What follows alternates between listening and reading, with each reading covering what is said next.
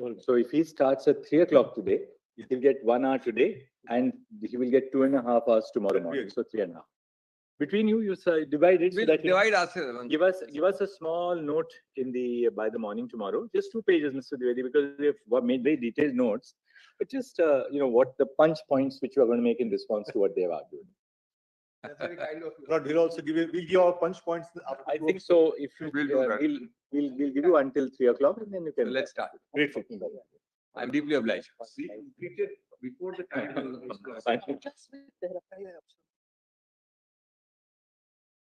So these are the matters to be detagged. The nodal council have given us the two matters to be detagged.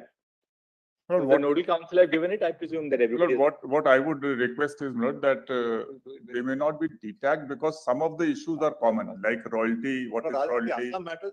So your lordship, All right. submissions will be limited. We'll not detag it right now. At the end, when the judgment comes, Then they will go before the appropriate bench for the. Yes. Or below. May I request, my lord, so far as two matters are concerned, my lord, ONGC and oil.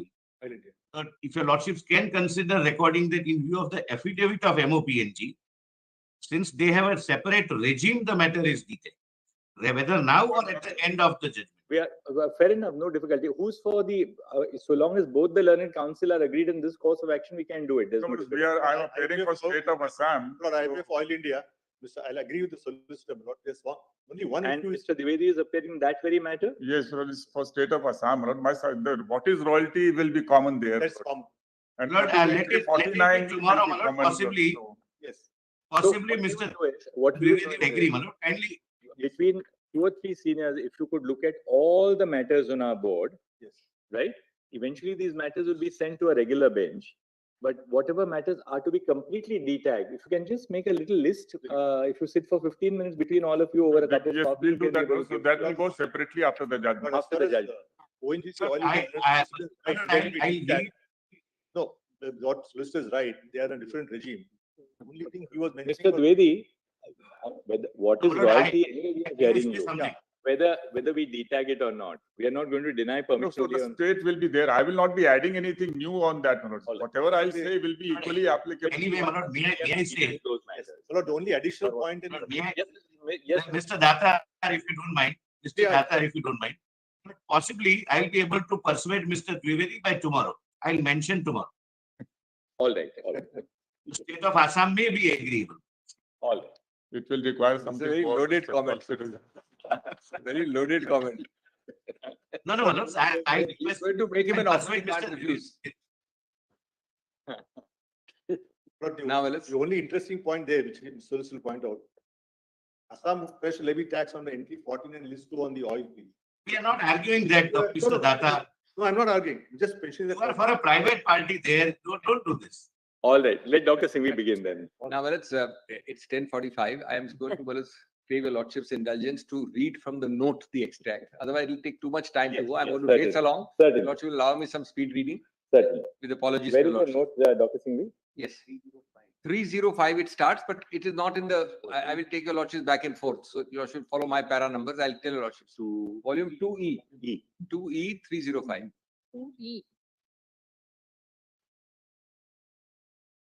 And well, there'll be no repetition. Most of the points are new and I'll race along with your lordship permission. I'm going to keep to the time balance to the maximum extent possible. Is where it starts. Dr. Singhvi, just give me 1 second. That's I complete.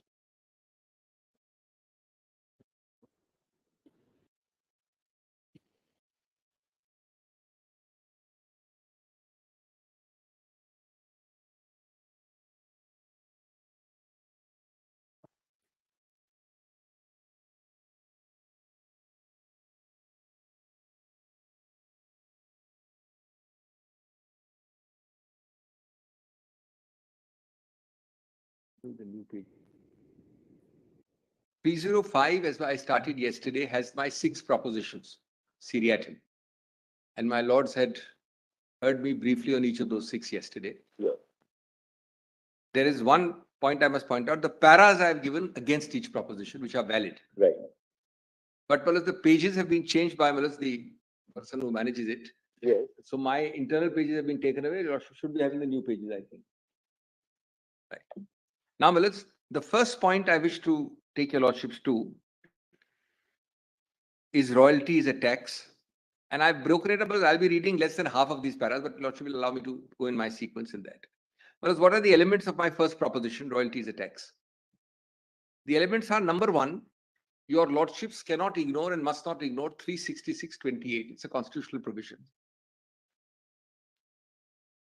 For ease, it is quoted at my B3 at 325. That's the way I want to proceed. It will be fast, much faster. My B3 at page 325. The elements are that your lordship has an inclusive, which means an expensive definition of tax. In a sense, tax proper and akin to taxes or deemed to be taxes, which are imposts. The characteristics are given in my B3, page 325. Tax or impost, general, local, or special. So it's an inclusive, expansive approach. Now, Mills, it is so understood, going back in my para B1, in not merely general cases, but in extremely important general cases. Para B1 is at page 325. I've given a list of your lordship starting from Shirur Mat, 7 judges. All of them reiterate the famous dictum of a tax by Chief Justice Latham, which is my first para. All of them. I ask myself, which is the element of this missing? None. Is it compulsory? Answer, yes. Is it public authority? And most important, enforceable by law. I know a lordship has two queries. One is royalty is not a tax, it's a share or a consideration. Second is it's charged by private persons. Please leave it for 2 minutes. I'll deal with both of them. So what are the ingredients for compulsory? By a Just public see B1. authority? B1. Your lordship need not note. B1 has them. Underlined, highlighted. 3 to 5. That's why I said it will be faster this way. This Mills Chikri is cited by your lordships in 7 judges, 5 judges, and 9 judges. I'm sorry, 9 judges. Shirur Mat was 9 judges. Jindal is 9 judges. Shirur Mat was 7 judges. Next para cites them. Shirur Mat is 7. Jindal is 9. So, Mills, all the elements are satisfied. Now, Mills, the case which alone I want to read, I'm skipping, is McDowell in B5, which is 326. And even in the cases, I'll read only the highlighted portions. B5, 326. May I read the second half, Mills, para 22? If your lordship has got at page 326, quotation of McDowell, all my lords have it. Yes. Under 366(20), Mills, this is a constitutional article. How can it be ignored? 366(28). Taxation has been defined to include the imposition of any tax or impost, whether general or local. Impost means compulsory levy, non-volitional, not optional. The well-known and well-settled characteristics of tax in its wider sense includes all imposts. Impost means 1, incident of sovereignty. 2, law means an act of legislature. We know 265 very well, Mills. The term tax under 265 includes imposts of every kind: tax, duties, cess, or fees. And the idea of 360(28) is to be expansive and inclusive, not restrictive. Dr. Chinji, the problem with your argument is very simple. Private and if your argument is right, yes, that would mean that wherever a contract is a statutory contract, yes, that it is a contract within the fold of a statute, not just regulated by a contract, but there are statutory contracts. Then any payment which is made under a statutory contract becomes in the nature of a tax. We'll have to go as far as no, you should not have to. Give me a comes down to that. No, it will not have to. I assure my lords. Your lordship will have 2 considerations which fell in the open argument which I was hearing earlier. One, if it's a tax, how do private people collect royalty? That was one argument against which I'm answering in a minute. The second is royalty is not a tax, it's a share or a consideration. The judgment from the Saurashtra, Gujarat. These 2 I'll answer in a minute. Lordship will be satisfied. I've dealt with it. But first, I'm on the elements of a taxation, which McDowell, which is paid yes, for the state to partake or for the state to part with the privilege of selling alcohol or liquor, it becomes a tax. It's not a license fee by this.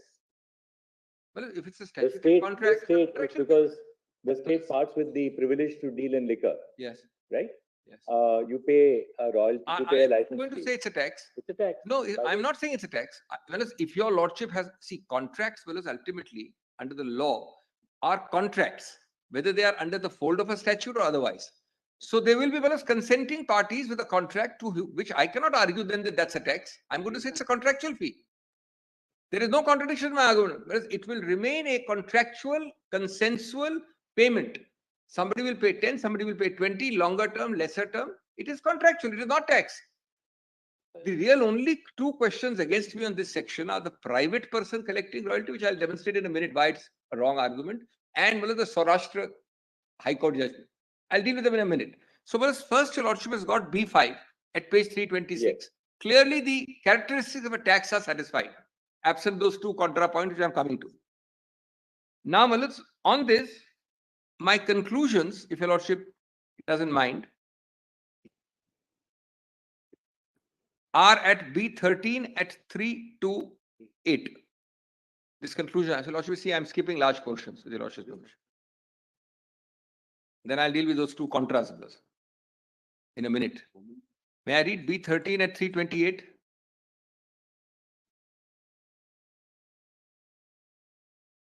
My lords have got it.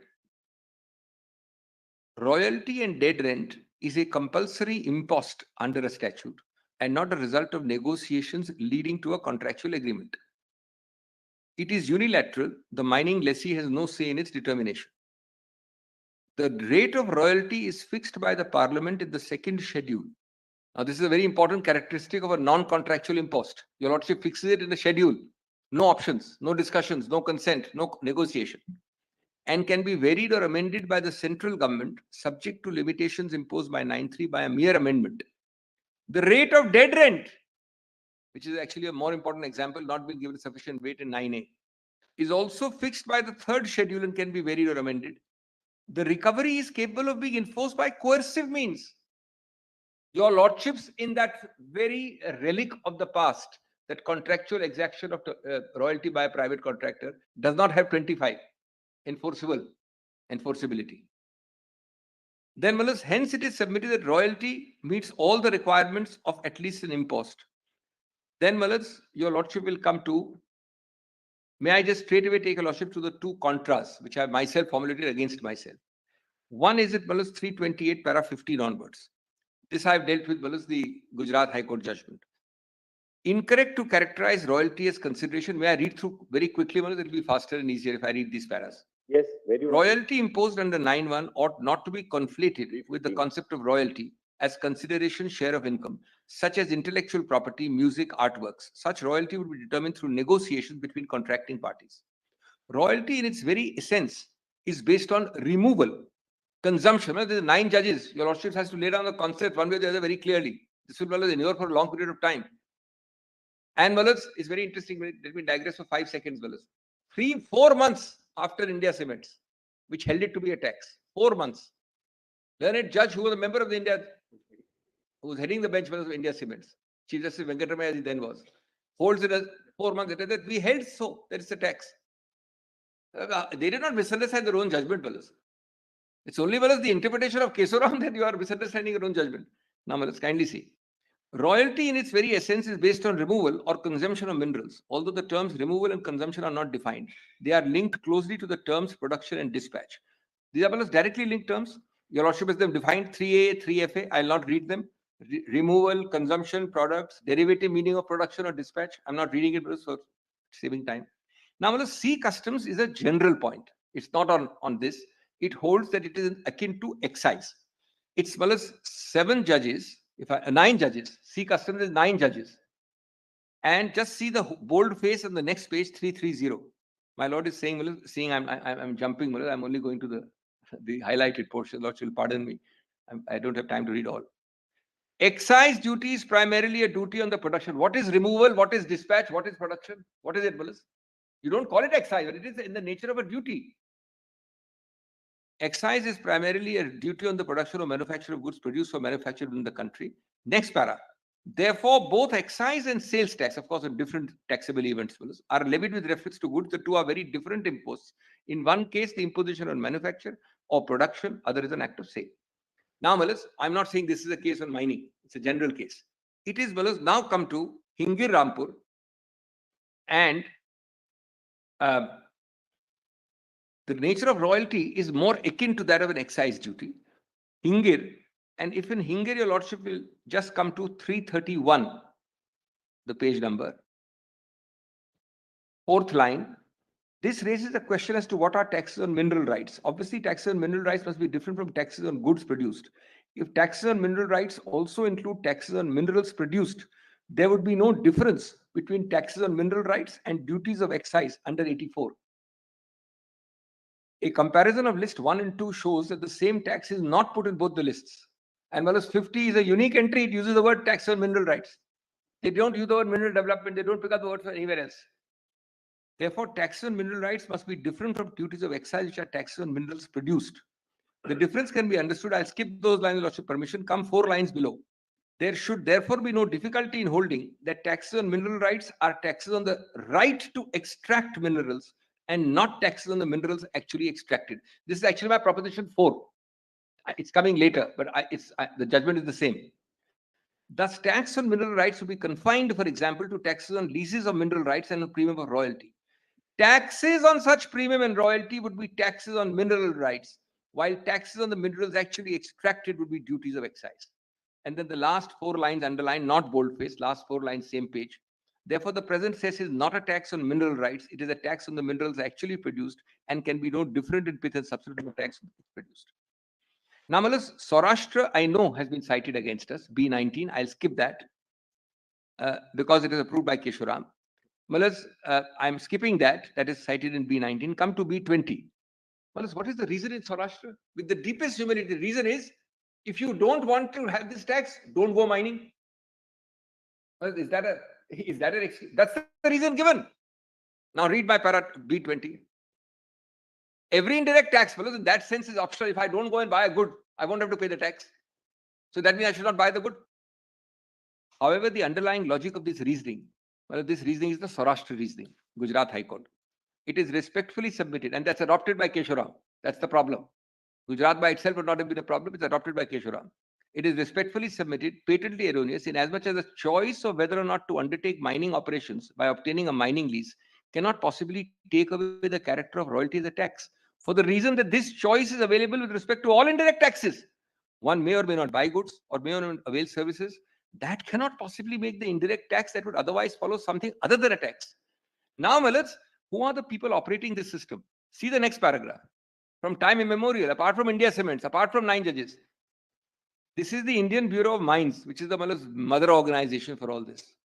Royalty in the strict sense and common parlance may not be a tax. It can be viewed as a kind of tax, which is why 366/28.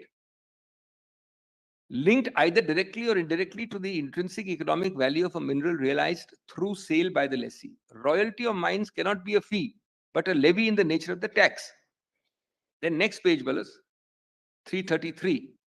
Royalty on coal is a tax. Then, Malas, I move to B23. International Monetary Fund, Malas, not that it's at all in any way binding. It's a working paper. I've quoted that. Don't read it. It's saving time, Malas. I've quoted it there. Please look at it. Come to B24, which is on general interpretation, Malas. Your lordships can use an external aid, because some of these are external aids to interpretation. And now, Malas, just note on the side of B25, a conceptual point, which is not put like that. Your lordship has taxes which are royalty under 9. This lordship I have not put here. Lordship I want to note on the side of B25. Royalty is a tax under 9. Dead rent is a tax under 9A. DMF is under 9B. Only thing which I get a quid pro quo and a benefit is the 4th one, NMET, the exploration tax. That is 9C. That can go in the category of fee, but it's an impost covered under 366.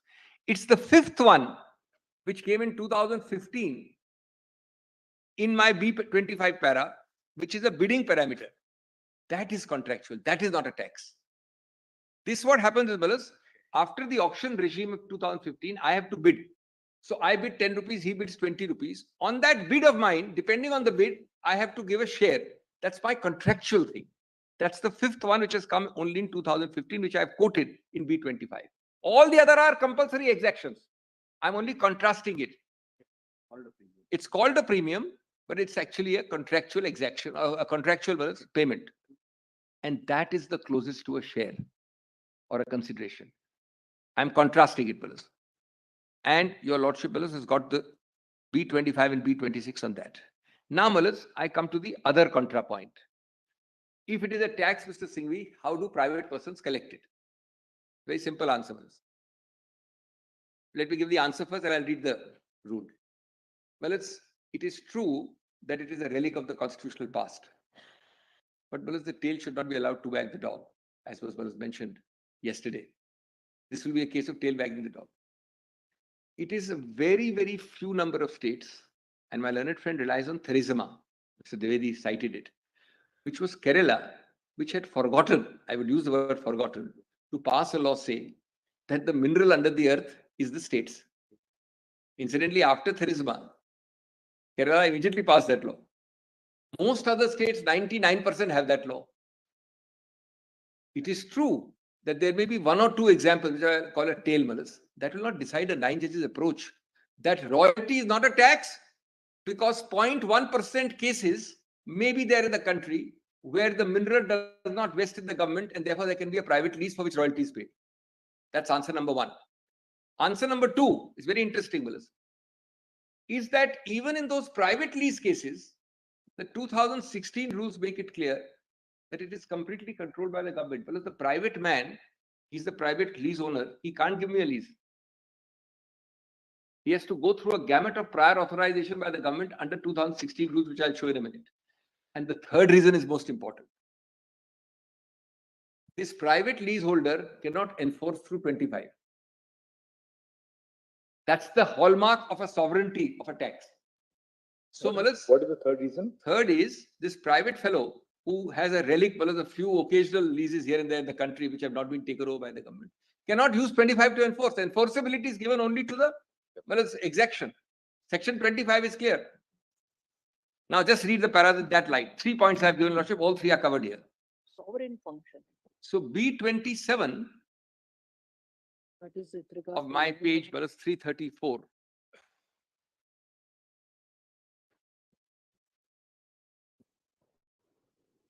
(334) is the Theresima Kerala case. Yes. At B27.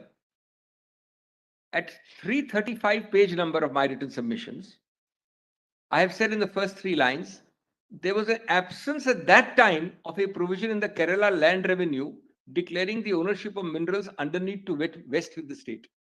That is one of those anachronisms. There is hardly a place, 99% would not be there. It's a relic of the pre-constitutional position, which I have said.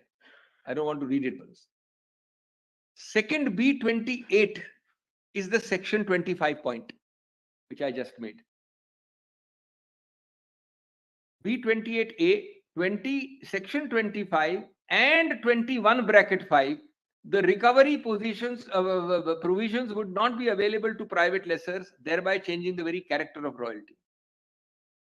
The grant of mining lease concessions by private person is not unqualified. Now see this authorization in Rules 27. Where is it? The book you should have to take 2000. Actually, although the private man has the lease, he can't sneeze without permission from the government. All of it is regulated.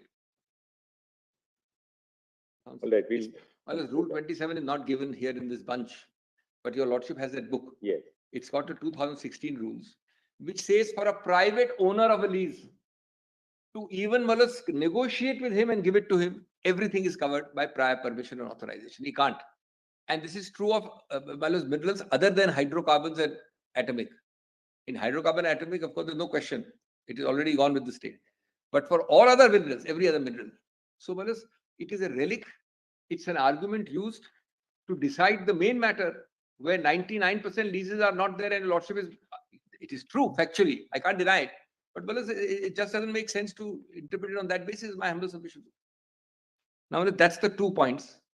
And lastly, as I finish my first proposition, just see that 4 months later judgment by the same learned judge who presided over India Cements and how he understood tax. Kindly see the Honorable Chief Justice in volume 5I, page 67. Starts at 65 at 67. He presided over India Cements. The learned judge who presided over India Cement, 4 months later in a former bench. Oh, come on, give it now, give it. Choose that. Kavji bhai, you have a 5I?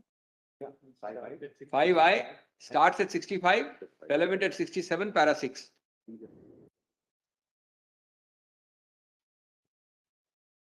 And well, I will always hearken back to that question. What is so specially wrong about India Cements? Or what is so specially correct about Kesharam? Which part is that? Of, Para 6 at page 67.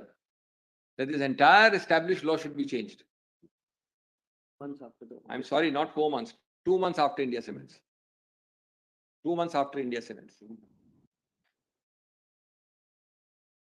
Well, the Chief Justice, as he then was, says, we do not find much substance in this contention. Does my lord have para 6? yeah. Recently, a constitution bench of this court has held in India Cement. Recently is 2 months earlier. That the royalty levied on the extracted mineral was the nature of a tax and was not a nature of a fee, which could be used only for specific purpose. Any tax realized, etc., consolidated fund of India. I'm not reading, but it's save time. Well, all this is happening because a 5-judge bench, at least judicially, Malas, has set the cat amongst the pigeons. Unless there's some overwhelming reason why a lordship should not follow a 5-judge bench. Malas. Otherwise, the law was very clear, understood as clear. Malas, coming to my second proposition, I must race along, Malas. Dead rent is the second proposition. At page 335, it starts. Is clearly even a fortiori a tax. As your lordship knows, the scheme is central government occupies in 9 the royalty. In 9A, it starts occupying the dead rent.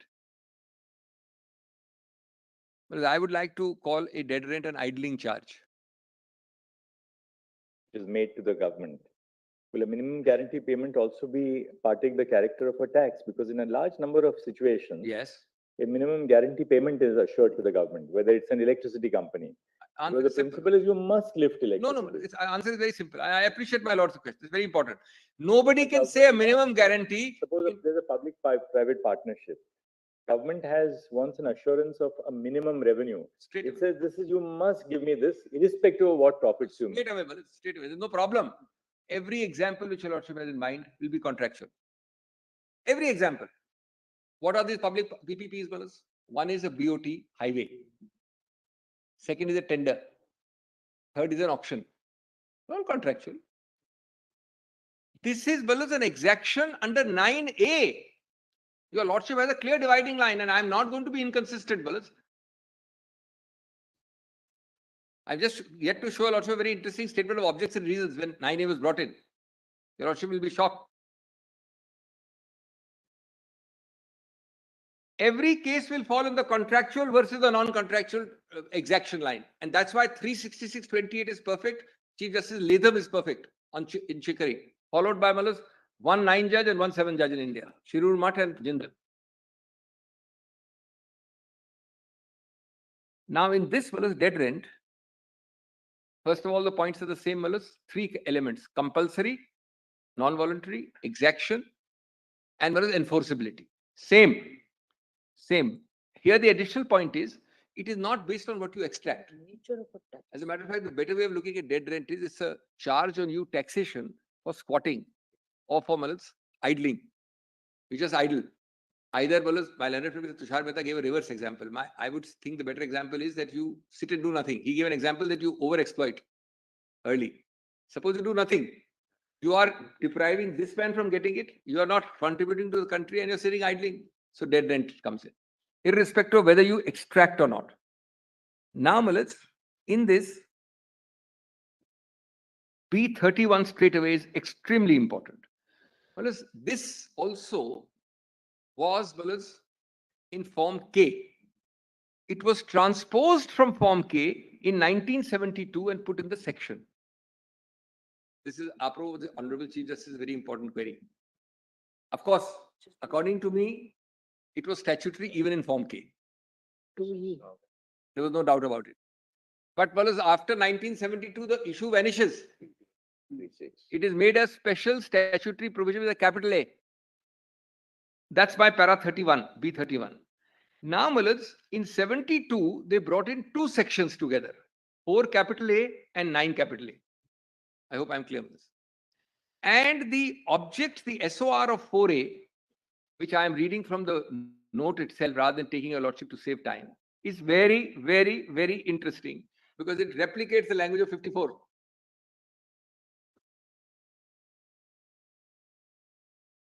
It reads, so as to enable mineral development of that area by a government, company or corporation. This is, lordship will get in volume 4, 915 and 916, but don't go to it. It will save time. It's quoted by me here. Well, 4A and 9A are related. 4A is lapsing. And for if you don't, if you abandon the mine, lapsing. And 9A is squatting or idling. Similar concepts. This is the object. This is the object. So, Malas, I think I've done my second issue, ending on Malas B32. Hence, there can be no manner of doubt that 9A was introduced to further mineral development in nature of a tax on mineral rights, thus qualifying for the limitation, etc., etc. I turn to my third proposition, Malas, which I use the very loose, and I said so myself, incorrect analogy. Look back. There is a phrase in private international law with that French word renvoi, which is look back. It's like a circle. You come like this, you come here, you reach here, and you look back. Well, 50 is a very interesting way of looking at 50. It's a look back provision. And let me accept. This was my third proposition is the entry 97, read with 54 proposition. Let me explain that and then I'll read the paras. Let me explain that first. Let me explain that, fellas. Entry 50A, I'm breaking it up now. And Lordship has seen the language many times. And the Lordship, fellas, very important to note the opening three words, taxes on. That has been given less weight. The provision is focused on taxes. Now, when a provision opens with taxes and then follows with the word limitation, it has to contemplate limitation on taxes or qua taxes. Otherwise, the provision is meaningless. It will read very distortedly. Taxes on mineral rights, then of course subject to limitations, etc., etc. So the limitations. So point number 1, it is on taxes. Point number 2, it looks back to limitations of inter alia qua taxes by a superior provision. Entry 54 is the only superior provision. There is no other provision. Third, once it looks back to 54 and taxes are the subject matter, then 97 can't be ignored.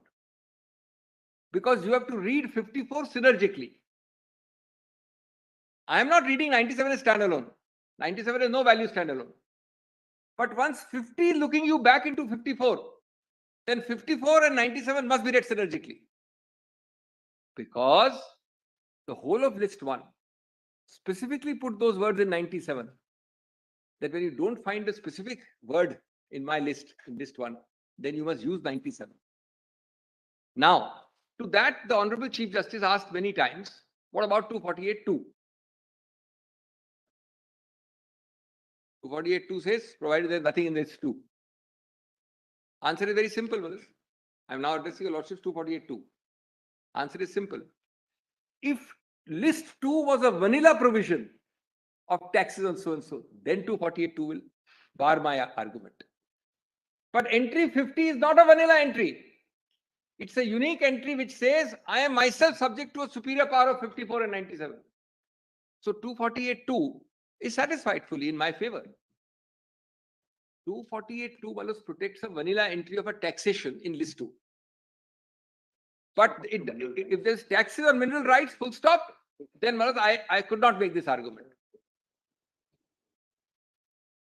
The only problem, Dr. Singhvi, is this. If you look at entry 97 just as it stands, you see, you are arguing, there's obviously, it's a weighty point, that once there's a limitation on Neither is the advantage of us making all kinds of fellows, because the lordship is in a creative, there's no tabula rasa. Lordships can decide whatever fellows is. Because, you know, entry 50 speaks of limitations. Yes. Now, if you are right, for that purpose, we have proceeded on the basis that you are right, Yes. to test the hypothesis that the limitation is provided by the MMDR Act. Once the limitation is provided by the MMDR Act, then the power of the state to impose a tax on mineral rights under entry 50 is denuded, right? Is denuded. If that power is denuded, your submission is that power to impose a tax on mineral rights has to be located somewhere. And if it is to be located somewhere, it is in entry 97. 54 read with 97. That's important. 54 read with 97. Because otherwise, your lordship will be right. I mean, I don't want to have a standalone situation. The basic power 97 was meant to go Entry with 54 does not. Entry 54 does not cover the field of a tax at all. Right? The power then to impose a tax, it's actually, I'm incorrect because the lists don't confer a power. 245, 246 confer a power. But the subject of a tax, which does not fall within entry 50 then, or which is subject to a limitation under 50 by your submission, Let me answer that. has to go to entry 97. The problem with that argument is that entry 97 says, including any other tax matter not mentioned in either of those lists. Including any tax. Even if there is a limitation, even if there's a limitation imposed under entry 54 of list 1, Yes. that tax does not cease to be a tax mentioned in any of the lists. No, no, may I answer? The tax still continues to be mentioned No, in no, all the there's lists. a slight thing. I appreciate. Allow me. I understand my laws completely. Right, therefore, 97, that the power of the state to impose a tax is subject to limitations. 97 disapplies itself because mention is made in 50 is what your lordship is saying. Otherwise, look at it slightly differently. Yes. Here, according to you, the states cannot impose a tax on royalty at all because of the MMDR Act, which covers the field, right? Because that's a limitation. Suppose, for instance, the parliament has imposed a limitation not of this nature, which according to you is absolute. The states cannot impose a tax on royalty at all, according to you. Suppose parliament imposes a limitation short of an absolute limitation, right? It, in other words, permits the states to impose a tax on mineral rights, but hedged in by condition 1, 2, on atomic minerals not exceeding 5%, on bauxite not exceeding 7%, on XYZ not in minor minerals. In which case, it could well be argued that Parliament then retains the power to tax mineral rights bereft of the limitation which it imposed on the states. That can never be. I understand my law's query. Allow me to answer. It's very important. The nub of this.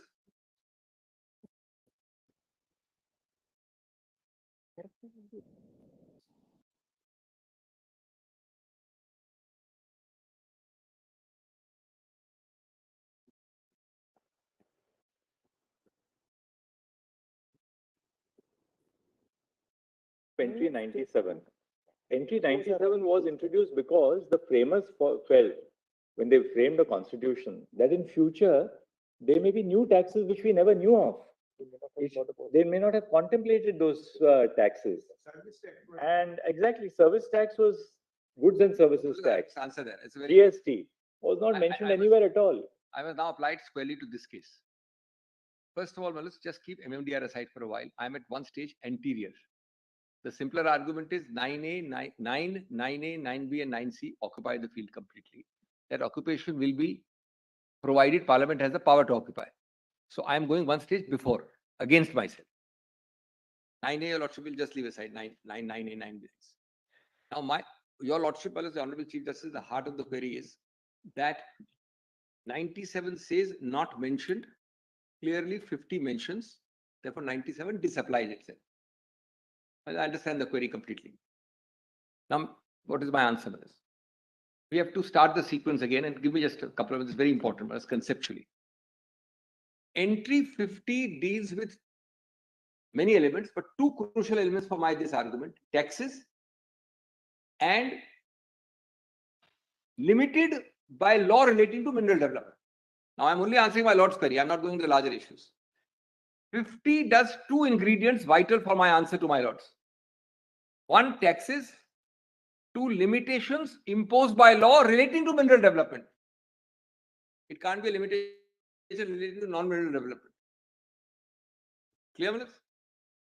Number 3. If 50 makes itself a non-vanilla provision, not saying taxes on mineral rights, full stop. But 50 itself says taxes subject to a limitation by law related to mineral development. The third step is, which is the only source of power for mineral development? Answer has to be 54. That's step 3. I'm breaking it up. Allow me to just develop this. It has to be 54. That's the only single source of that subject. Number 4. Having reached there, you are in actually only one situation, because it doesn't, 54 doesn't use the word tax. So why do you find, that's why 97 was created. If Parliament makes a law limiting relating to mineral development, which is a limitation, the taxing powers goes concomitantly with 97. Now the 5th point is important. The word mention in 97 is not to be read literally to mean if there's any mention. What nature of mention is there? What is the architecture of that mention? What is the form of that mention? What is the way you have mentioned it? Your Lordship's word mention would be correct if it said tax on mineral rights, full stop. That's the mention which will disable 97. So you're saying 97 has to be read harmoniously with 50. First and foremost, yes. First and foremost, 50 has to be read harmoniously. 54, then through 54, that's what my Lord said just now. Well, as the mentioned word, I understand what my Lord is saying. That is the That's point the crux of the matter. That's why I divided it into 5 points. The answer is divided into 5 subpoints. There's something in what you're arguing for this reason, that it can't be in the contemplation of the Constitution that then nobody can impose a tax. Exactly. Right? There can't be a vacuum. There can't be a vacuum in taxation, as there can't be a vacuum in legislation. On the one hand, because of a central law, the states can't impose a tax because it's a limitation. Then does that mean that even Parliament cannot impose a tax? I mean, there is a point which we'll that is, on that. Of course, well, if your Lordship holds it to be a different kind of entry 50 than what we are saying, then the matter is different. Your Lordship has to consider this part of the case, which is that 50 is a very unique entry. It is clearly looking back at 54. Which also then leads us to one more question. Yes. All those levies which Parliament has now imposed under the MMDR Act, yes, nobody's challenging those levies, of course. No, they've been challenged somewhere else. But under what power did Parliament impose those levies? No, this 54 and 97. Ultimately, no. Now judgment is said so. Problem is Keshoram. Mahalakshmi said exactly what I'm saying. The problem is, Keshoram came along and ignored number of judgments, including Mahalakshmi. I would like to claim novelty and ingenuity. I can't. Mahalakshmi has much of this. Keshoram, with respect, could not have said the cat amongst the pigeons on this basis. I've quoted Mahalakshmi. Allow me to read that. Honorable Chief Justice will kindly allow me. This is a very important question dealt with by our Lordships directly. It is only Mahalakshmi which is a dissonant voice. My Lord has been consistent. Let me give you those 4 or 5 cases in a minute. So now, I'll be reading now from 11 onwards very quickly. This is the whole case. Now, on this point, these paras will show Lordships that I am not able to claim ingenuity or novelty. This has been You're proceeding on the basis that royalty is a tax. Yes, that's a set of arguments. Yes. Suppose there's another perception. Yes. If royalty is not a tax, of course, in the subsequent judgment, they said it is akin to a tax. Yes. It is an exaction, but not a tax.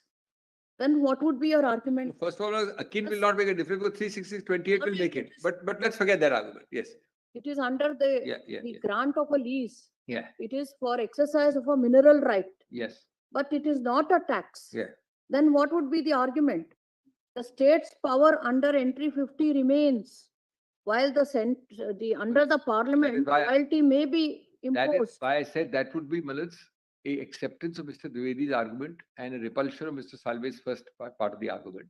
But in my case, even then, dead rent is not answered in my Lord's query. What about dead rent? Remain a tax. In India Cements, they included the word royalty. No, dead rent is, sorry.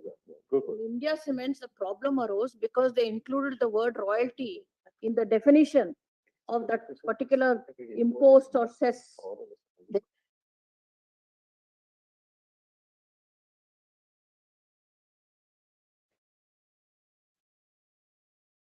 Well, with respect, well, I'll read those two paragraphs. Mr. Ganguly will read that also.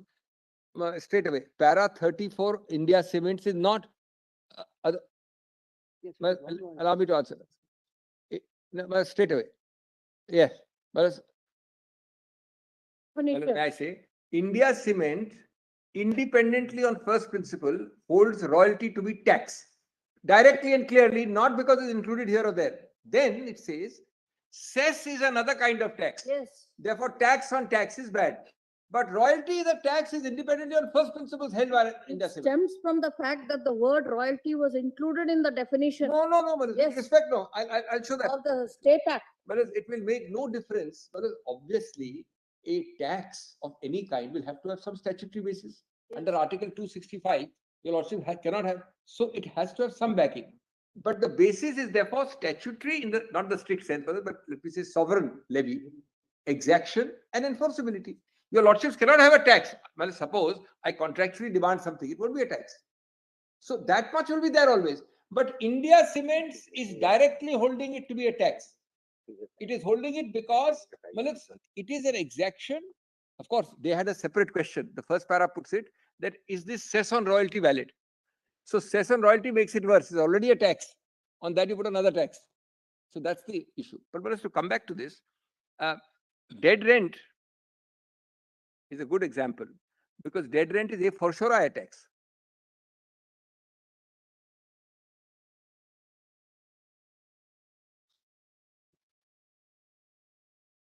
Tax, dead rent is a for sure a tax because it's an idling charge. You do nothing, you still pay it. It's a compulsory, it's exactable, it's enforceable, no option.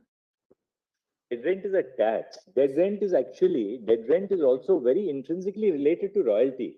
That's why the proviso to section 9A1 says that when the holder of a mining lease becomes liable to pay royalty, he shall pay either royalty or dead rent, whichever is higher. So it is really in the nature of it's for the exercise and therefore non-exercise of the mining right. Let me answer that. It's relatable, it's relatable to the exercise of a mining right. Dead rent, your concept with respect, that tax may not be correct. It is with respect. It's conceptually the very same point I'm making. It has to be related to royalty because if you mine and extract, you will pay royalty. Now, if you don't mine and extract, you are squatting, which is why you pay dead rent. It's an idling charge. I started by saying that. Tax. Well, it's a charge which you pay to the state for not having exercised your right to extract, and therefore the state is losing revenue. It's not optional. Therefore, you have to pay. It is. So, what is that's why 3620 impost. What characteristic of a compulsory does it not have? It's compulsory. It's 9A. It can be enforced by 25. The man can't, and the rate can be changed by an amendment to the third schedule. Your lordships can't change the rate without amending the third schedule. It is completely a tax, fellows. And the whole idea of putting 366(28) was to catch those minor creases which said that no, it's not a tax in a full form called so. Well, your lordships can't change the rate except a third schedule amendment.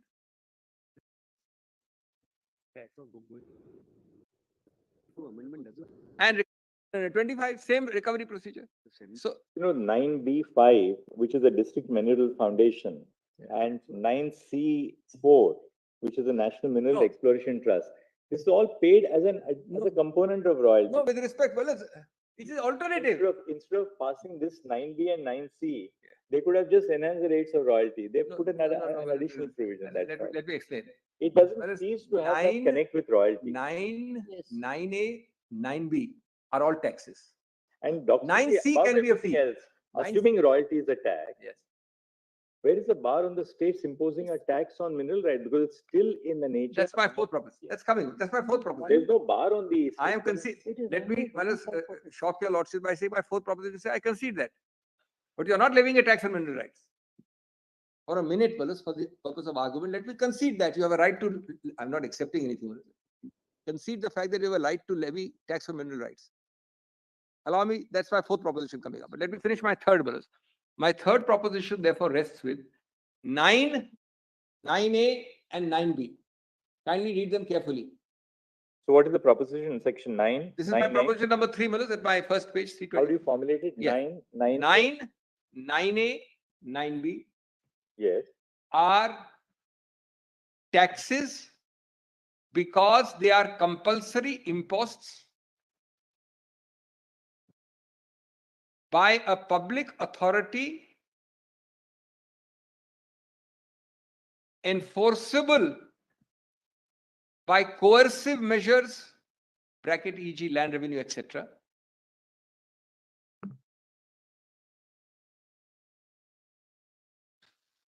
And are changeable only by statutory amendment.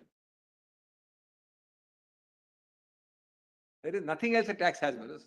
No tax will have anything except this. No tax. Otherwise, the whole concept of tax will change.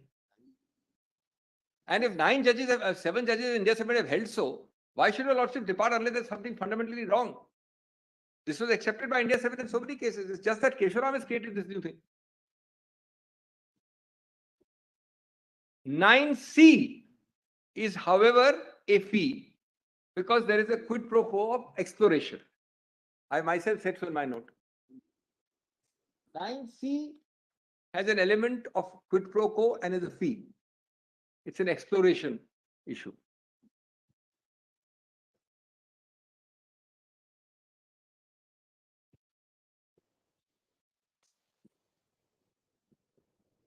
Third point was, apropos the Honorable Chief Justice's query.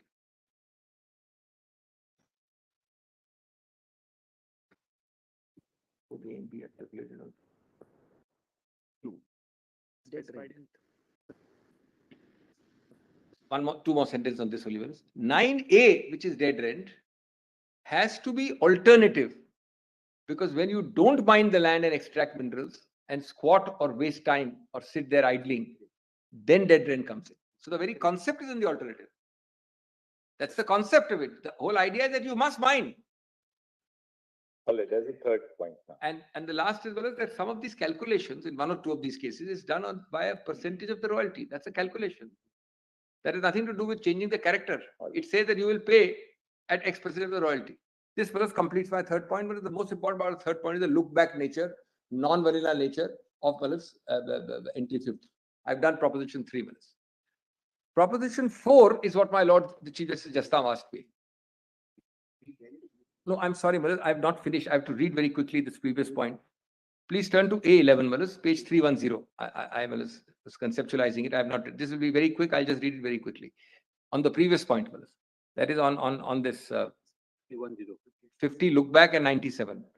Come to Malas para A11 at page 310. This I had to read, Malas. Extremely important. Such important judgments are completely, Malas, put to the side by Kesharam. That's the only reason, Malas, your lordships have to exert. Please turn to Malas page 310. Does my lord have it? All my lords have got it. Now, I will read the bold face only, Malas. I'm skipping. This is Mahalakshmi. Once the Parliament has occupied the field in connection with regulation of mines and minerals development, and when the Parliament declares it is expedient in the public interest to do so, entry 23 of the state list regarding regulation of mines and minerals would be of no avail to the state legislature, as entry 23 is subject to list 1. Nor will entry 50 be of any assistance in this case. Kindly go further, the bold portion. Once these entries are out of the picture, it is entry 54 in the union list which will operate, and the imposition of tax on minerals extracted would be squarely covered by 54. Now come to the next page. Section 9 being part and parcel thereof cannot be out of the sweep of 54. However, even assuming that there should be a specific taxing entry regarding taxing of royalty on mineral rights, which can sustain such legislation under the said entry, being a topic of legislative power, we find that there is no such specific entry in union list, nor in state list or concurrent list, which can be of any assistance in this connection.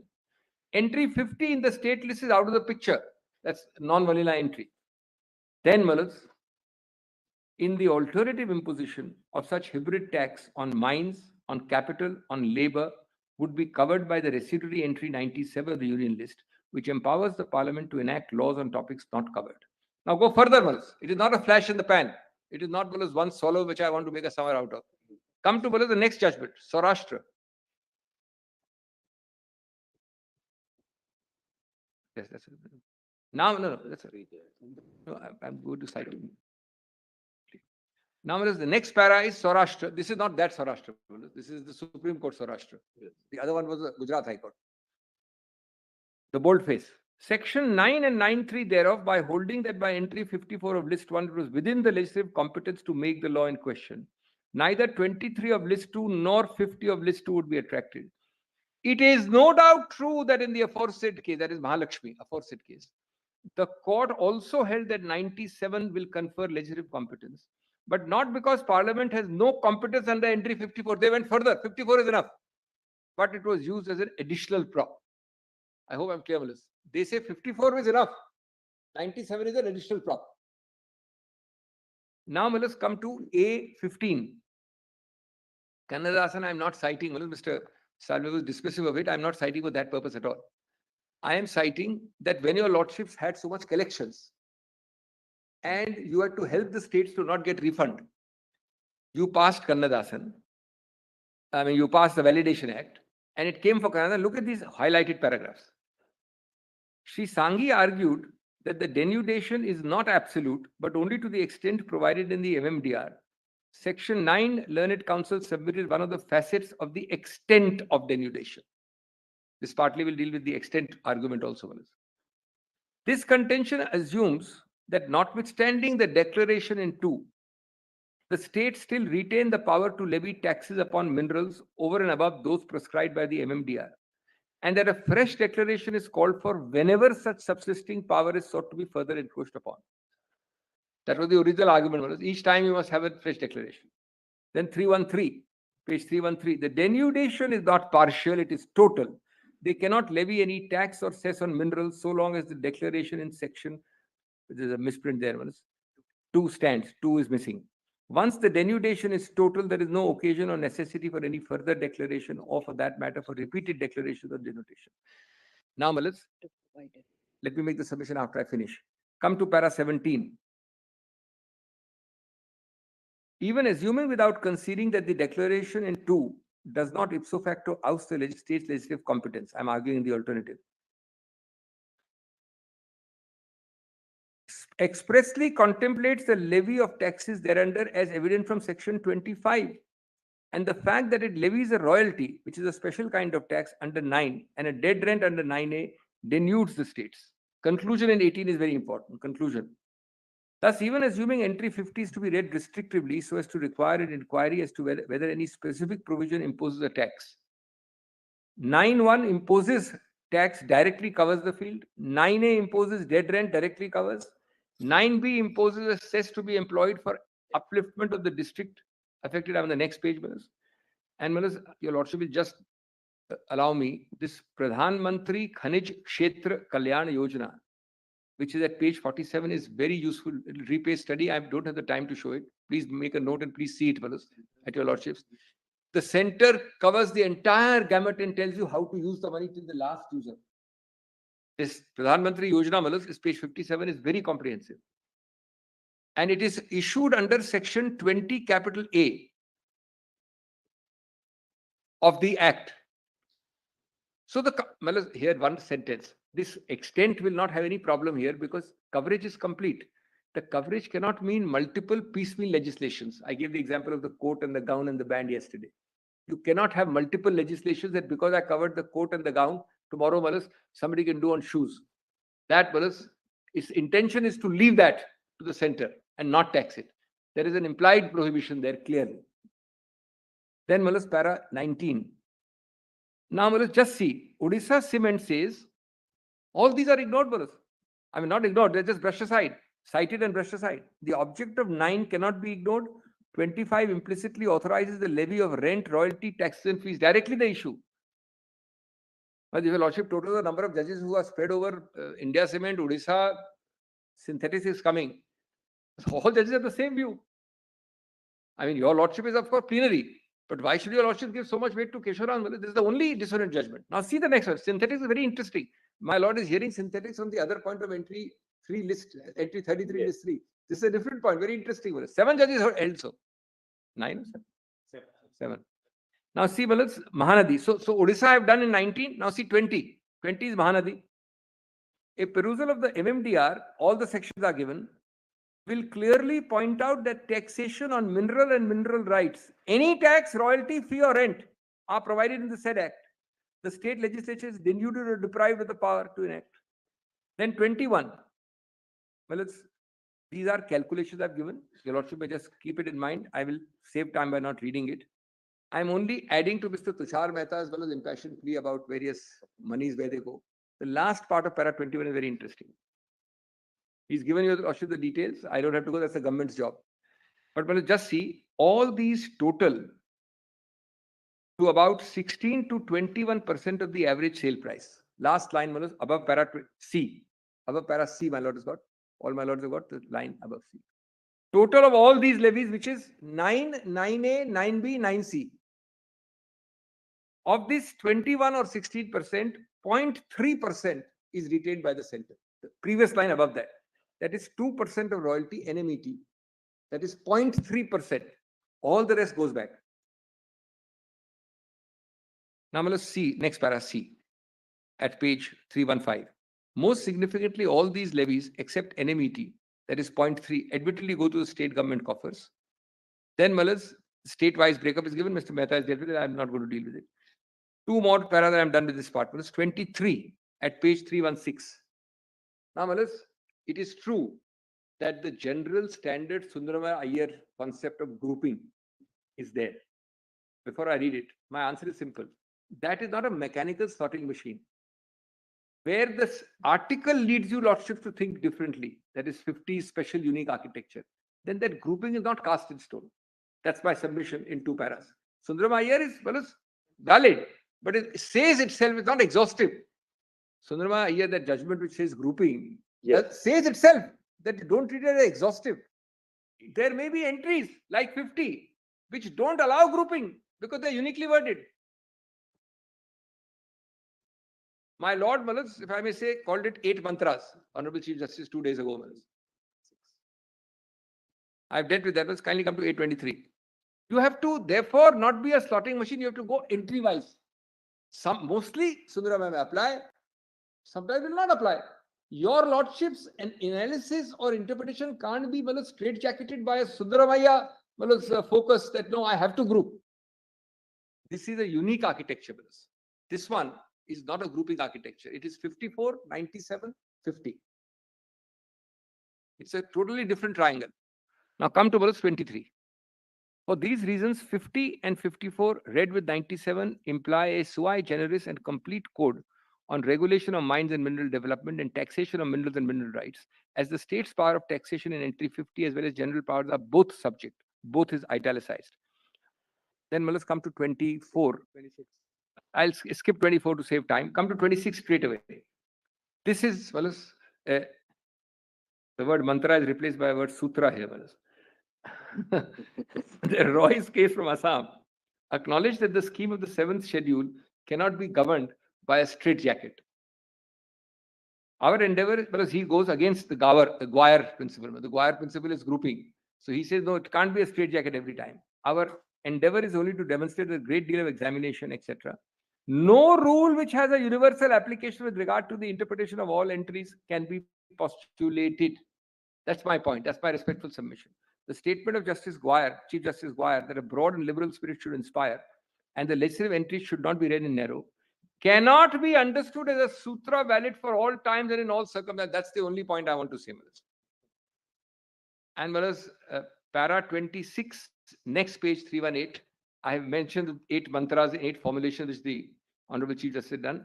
I am now coming to 27, which is a little noticed, but an extremely important paragraph, 827.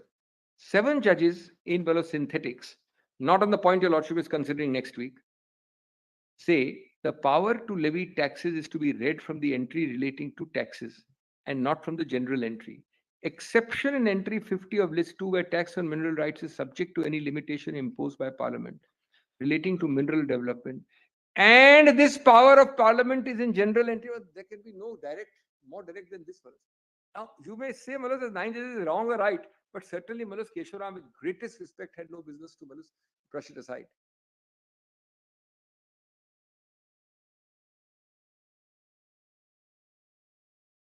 Then Malus, See, the power to impose a limitation has to be read under entry 54. That doesn't mean the power to impose a tax is to be read under 54, read with entry 97. two answers, Malus. It means a tax because of the language of 50. That's the opening word of 50. 50 cannot contemplate a limitation which cannot be a tax limitation. Answer number one. Answer number two. 7 judges have said exactly what I've said just now. No, it's a limitation on the power to impose tax. No, tax it says. Synthetic says tax. Yes, the limitation on the power to impose tax. Yes. Means the power resides with the state. The limitation emanates from entry 54. Yes. Correct. Therefore, the power resides in the center also. Wallace. The Yes. center cannot impose without all the power. Wallace. The power has to be in the center. Wallace. And a superior power is the center. I'm trying to say Yes. is the power to impose a limitation doesn't take within itself the power to impose a tax. Wallace, with respect. Let me examine. That's a new nuance, my lord. Give me 2 minutes. Wallace, how do you limit a tax without reducing or imposing? Suppose the state imposes 1%. I want to limit it, I say abolish it. Your lordship has to assume that I have the power. If the center has no power, the matter ends. Your lordship will not be able to control it. Limitation has to include from 0 to 100. Can say we are abolishing the power of the states to levy the tax. Yeah. But we are going to levy the tax. That's not the scheme of the constitution. By 97, they will have the power. If your lordship resides the power, it has to have the power. With respect, Wallace, with respect, that will be an artificial limitation. No, well, let me just explain.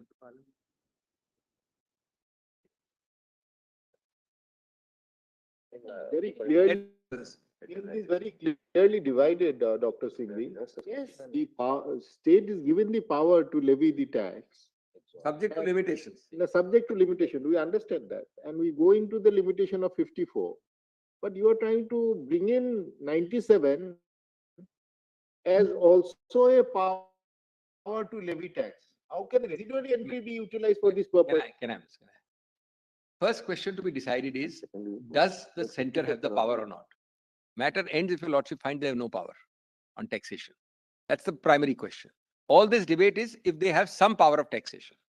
My answer is they have to have a power of taxation because the limitation envisaged and recognized by 50 itself is a limitation on taxation. 50 itself recognizes that you, my superior, has the power. We stop here, Maris? Unless we accept the fact that 50 dealing with taxes, using the word limitation, recognizes a superior person, then we can't go further. Now we come to a different nuance, which my Lord Justice Nagratna has asked. Yes, taxation is also within 54 because the look back by 50. Is in entry 50 list 2. The power to impose a limitation on Quay taxation. 54. Right, let's accept that. The power to impose a limitation, quay taxes. We are only concerned with that, right, Police? Now, my two submissions there are, if your lordship concede, this is only a debate, lordship doesn't have to concede or accept, your lordship decide. But if your lordship accepts a power that taxes can be limited by the central government under 54, then two facets. One, the word limited by central government has to include the plenary power from 0 to 100 is the first submission. It's not that your lordship gives him some power and not gives him some power. He either has the power or doesn't have the power. On taxes. And I say he has to have the power on taxes because 50 looks back. Now the second facet. Once he has the power, I am only Back using... to limitation. Yes. But limitations quite taxes because the entry is on taxes. It does not transfer, the limitations do not transfer the entire field of taxes on mineral rights to Parliament under entry under list 1. No, if Parliament chooses not to do so, yes. But it's kindly go to 50. Because Let's go to you know the danger, look at the grave danger to the Indian federal structure by accepting your argument. No, Parliament can decide not Suppose to. Parliament prevents, suppose the limitation assumes the character of a prohibition. Because there are judgments that say a limitation can amount to a prohibition. Then, on the one hand, Parliament can prohibit the states, but it can say I have prohibited the state, so now the entire field is left to me. There's a little Under difference. list one, point number 2, Parliament imposes limitations. It can say, I have limited the states, but I'm unlimited. Can I answer? I can impose a tax minus those limitations. Can I answer? That was never the, Can I answer that this? was never the intent. Can I answer that? And appropriate what the Chief Justice was saying, you see, merely because bulk of the revenue collected goes back to the state would not meet the argument that the That's a Chief Justice constitutional argument. This is a factual argument. There are two different things. I'm not, one is your lordship first has to locate the power. This is not a question of fact whether I give you back or not. That's not, I'm not arguing that. the limitation in on mineral development. No, therefore, now let's just look at 50 for a minute. Just look at 50. I know this is too late in the day to look at 50, but let me give your lordship 1 minute. Taxes. आमची power आहे.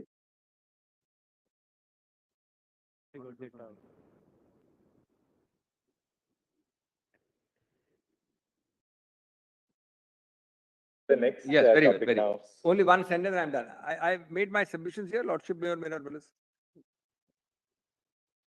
I'll go to the next point. I only want to say one thing. Movement of looking back, Dr. Singhi. Yes. It might be seen by the states as looking back with anger, you know. Super hit it was, Willis. Now, Willis, one sentence and I'm done. I'm going to the next point. From India.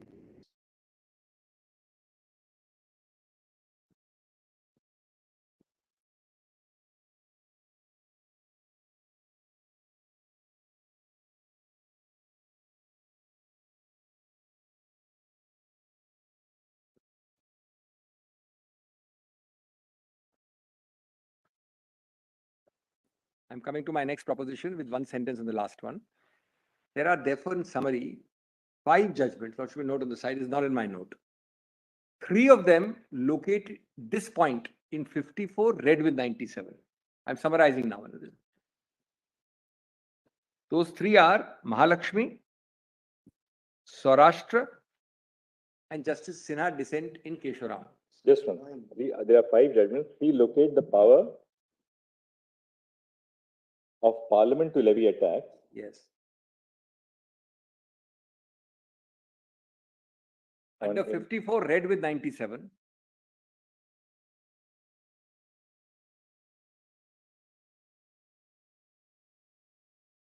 And you have given those as Mahalakshmi. First is Mahalakshmi, then is Saurashtra.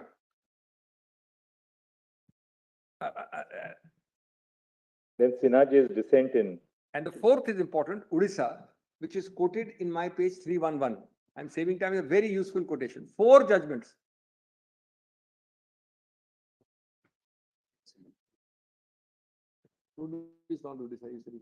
I'm sorry, that 4th one is, I'm sorry, that's an error. Justice Oza in India Cement, I meant, not Odisha. Justice Oza in India Cement. Not Kesharam. Not Odisha. No. Justice Oza in India. Kesharam and Justice Oza, because he was a concurrence brothers in India Cement. Yes, we saw that, I remember. And there is one more judgment which does the same conclusion without 97. Without 97, which is Mahanadi plus synthetics. 2 judgments. I'm sorry, 2 judgments. Mahanadi and synthetics. They're all quoted. So my lord has 6 judgments in all, 4 which do conjointly 54 and 97, and 2 which rely on 54, but the same conclusion, taxation. My question remains the same to myself, Willis. Why should Kesharam be preferred?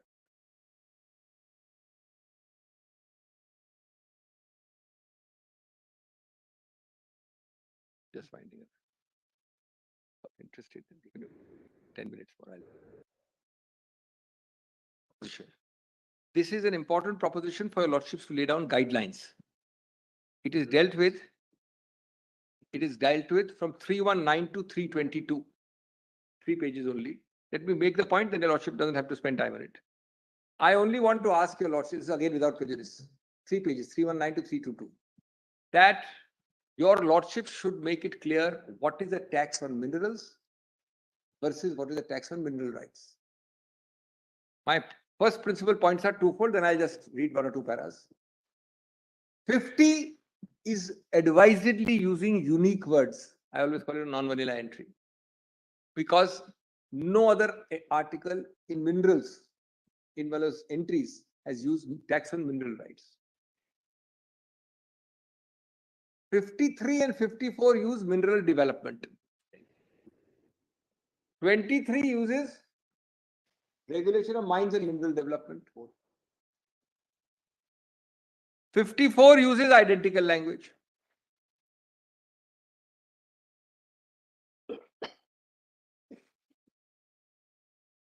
Now, Malas, my point is that your lordship should give some weight to that different language used. And one more sentence, factually and contextually. Malas, there's a fundamental difference. One is you tax my extraction from the bowels of the earth. So 10 tons, ad valorem fee, 5%. Whatever the value, sale value, you tax. 100, more tax. It's a fixed ad. So tax on minerals. Yes. It's very easily understood. And in contrast, I give him a lease for 20 years. I give him a lease for 50 years. And I give him a 100-year lease. Or I give Manas different forms of licenses. I don't know all forms your lordship has of it. Along with size. You can tax that, but that's a different taxable event. The nature of the tax is different. I'm not saying you can't tax this. In this argument, I'm conceding without prejudice argument naturally. Without prejudice argument, I'm assuming that you can tax, but you please tax mineral right. That is the duration and the size which you have to extract minerals, not the actual mineral extraction. The grant can be taxed. This has been held, Balas. Incidentally, again, these are all Balas upset because of Kesharam. This has been directly held by 3 persons at least, Balas. The same Justice Oza concurring in India Cement. It's all quoted in my note in these pages. Justice Sinha in Kesharam and Justice Vanchu in great detail in Hinge. That's the most detailed. I'm going to save time by not reading it. I would request my Lord, those paras repay study. My respectful submission is, what is so conceptually wrong that your lordship should incline to the Kesharam view? Kesharam has cited them all and said, because India Cement had a typo and an error, therefore all these judgments are wrong. But royalty is not on, is on the mineral removed or consumed. Exactly. It is on the Exactly. product. Exactly. That's my point. But a tax on mineral right is under entry 50. Correct. So your lordship, please lays down. Say that royalty is not a tax on mineral right, but a tax on the mineral removed or consumed. Then there is no dichotomy at all. That's all I'm asking for. With the deepest respect, that's my formulation. But I can't say it, your lordship has to say it. So you are saying that Mind if it, the they have to say states it. impose a tax under entry 50, you can tax the grant, but not the extraction of the material. That's your contention. This is a more pithy formulation. Tax on minerals extracted, dispatched or removed are not part of 53. Not part of 50. And 50, as my lord puts in a different form, I didn't But use it the can be word used as a measure. You can't. A measure can't change the taxable event. A measure can't change the taxable event. Taxable event is your right to extract. Which is not the mineral extracted. But the state legislature may say, okay, I will impose a tax which will be a certain component of royalty. Whereas once Right. your lordships, Your right to extract is not really something in the abstract. Your right to extract has meaning because of the commercial exploitation of the right. So the legislature may use a number of formulations because a number of formulations are open to the legislature. It may say, all right, we will tax at the rate depending on the number of years of the lease or the quantum of the area or the size of the grant. Or we can also tax on the basis of the actual extraction as a measure of the tax. can I just, Because that's the commercial use to which you are putting that grant. no, my lord is simply putting that the Say that measure. tax on mineral rights should have no connection at all No. I'm to not the saying that. exploitation of the mineral No, rights. Maybe a little too far-fetched. Well, It's a legislative well, issue. We then must your lordship would consider be, it in the broadest possible then your terms. lordship would be allowing a camouflage. It's a field. No, may I answer that? Your lordship would then be allowing. And it's not this, that a tax on minerals is given to Parliament and a tax on mineral rights is given to the state legislatures. In which case you would have clearly have to restrict taxes on mineral rights by excluding that which is given to Parliament May I as a answer tax both? on minerals. May I answer? Here, the entire field of mineral rights is given to the state. May I And it answer is both the subject points? to limitations which Parliament May I makes. answer both the points? straight away? Point number one. And regulation and development. Point number one. Well, your lordship will not allow a legislative subterfuge. It's most established principle and axiom of tax law that by camouflaging, you cannot use the measure. Therefore, Dr. Singhvi, is that look, you can only tax the right to extract minerals. Your lordship put it But differently. it must have no nexus at all with the actual extraction. No, that second point, you're right. I'm saying something else, Willis.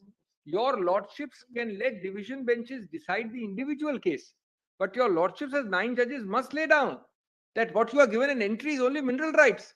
Mineral rights can't be equated with minerals, but that will be let's say subterfuge. A taxable event can be changed by a measure completely. Now, just see, Malas. A grant is well understood. Your lordship taxes, Malas. I mean, in the very, very minor sense. Forget this area for a moment. Property Let's tax. go back to basic Property tax. State can levy stamp duties. Yes. Well settled principle of law that a stamp duty is never a tax on the transaction, but on the instrument. It's very well settled since independence. Now, all states, including Maharashtra, from where both Brother Oak and I come from, while levying a stamp duty on an agreement to sale, they use the measure of what is the measure which is used?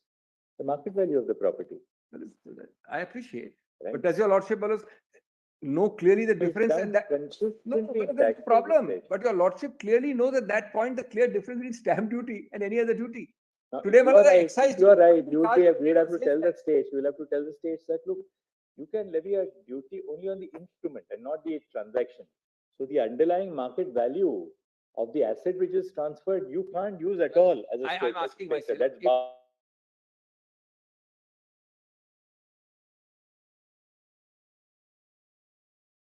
any numerous formulations the legislature can frame. The field given is by unique language limited to tax on mineral rights. The field given is not a tax on minerals. Your lordship will not give them a field wider than that is given. And Manoj, today, the measure can always be suitably. Measure cannot change the. Only little caveat is what RR Engineering said, that your measure should not assume the character of the tax. I am saying, well, if your lordships will lay down the guideline, then the division benches will decide in a particular case. But the guideline cannot be that, well, today you can camouflage a mineral tax, a tax on mineral rights, by levying it on the entire extraction of minerals. That will change the character of the tax. Your lordship has to only lay down the guideline, as my lords, two of my lords have formulated. The actual thing will have to be seen act by act. But because what is given, this is on the assumption that the states are given something. The states are given a taxing right on mineral rights. They are not given a taxing right on extraction of minerals. Why has entry 50 not used the words of 52, 53, 54 or 23? Is my question to myself. Why has entry 50 used unique words not in 52, 53, 54 and 23? It's as simple as that. And 9 judges should. Referred or not referred is not the point. Today, the lordship should lay down this guideline. Now your argument comes to this. Yes. 57 Act does not take away power of the state legislature under 50. Without prejudice. Okay. No. They go on taxing on mineral rights only. 50 is mineral rights, tax on mineral rights. But the whole question is, what is mineral rights? No. So therefore your argument is Yes. 57 Act does not take away the power of the No, state no, legislature to that levy we are- taxes on mineral rights. This is an alternative argument, assuming that we are wrong on the earlier arguments, that you must limit this to mineral rights only. That's obviously a without prejudice alternative argument. If I'm right in the first argument, they have no rights at all. And therefore, your contention is that it should be only a tax on the right to extract. That's right. And must be agnostic to the actual extract. That's all. Whichever way a lordship frames it, grant or whatever. Then the next. We can't do it to Parliament. Likewise, we cannot do to the state legislatures also. Well, as your lordships in interpreting 50 can interpret the language of 50 and say so clearly. Your lordship would be allowing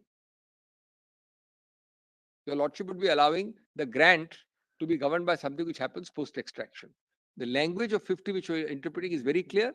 Please don't allow it to be expanded without prejudice. The fifth and the Yes. two last points. The fifth point is at pages 322 to 324, 2 pages.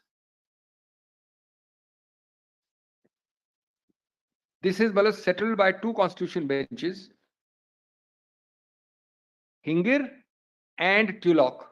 They are quoted in A47 and A48. It's a very short 2-minute point. Once 23 is denuded, then 66 cannot lie, because 66 is a piggyback provision which lies with 23. Once That's- entry 23 of list 2 is denuded, Then entry 66 square fees. entry 66. Yeah, entry 66 is the entry for fees, list 2. Oh, the fees. Yes, yes, yes. Pro tanto gets eclipsed or inoperable or inapplicable. The judgments are clear, Mullahs. My para, the lordship will note, are 47, 48, and 49 at 322 to 325. They are Hingir, Constitution Bench, Tulloch, and Mullahs. Mr. Sirvai has clearly, very unequivocally, in his usual style, in A49 of my para, I've quoted that.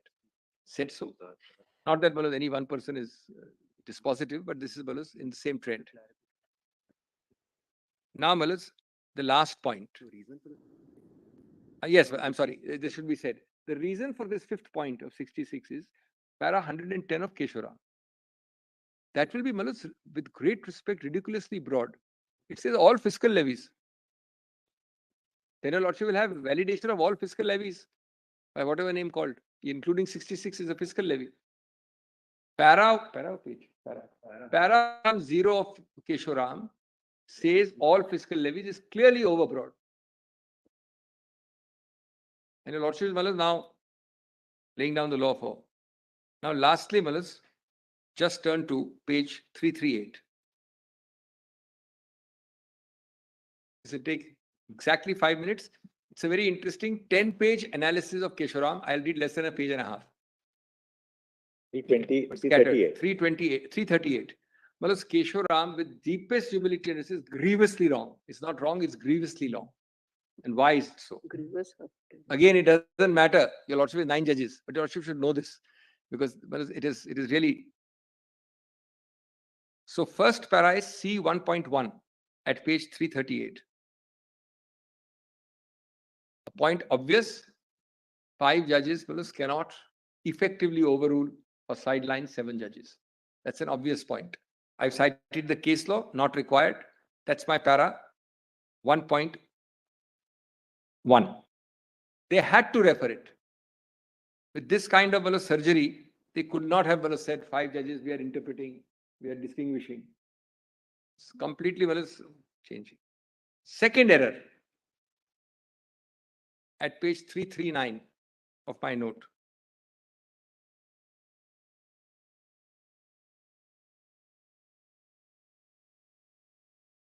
The typo point is answered by C.2.2 and 2.3 at 339. Mullahs, I can understand your lordship saying something. With the para quoted by me in C 2.3, how can you say, Mullahs, that it's India Cement held that royalty is not a tax, and by typo it became a tax? You can say that conceptually I don't agree, I refer to. This will redefine the word typo. That is C 2.2 and 2.3. India Cement is saying with guns blazing categorically. And I've just read a 2-month later judgment by the same person who presided over India Cement, saying that we held that royalty is a tax. Third error Into a tax. is C 3.3 at 340. What is the errors I explained in much more detail? I'm only pinpointing 1 or 2 paras each. Well, as it says, and there is something grievously wrong. It says that India Cements looked at 2 High Court judgments, Mysore and Patna. And then it also looked at 4 other judgments, and India Cements is wrong because it really intended to follow 4 judgments.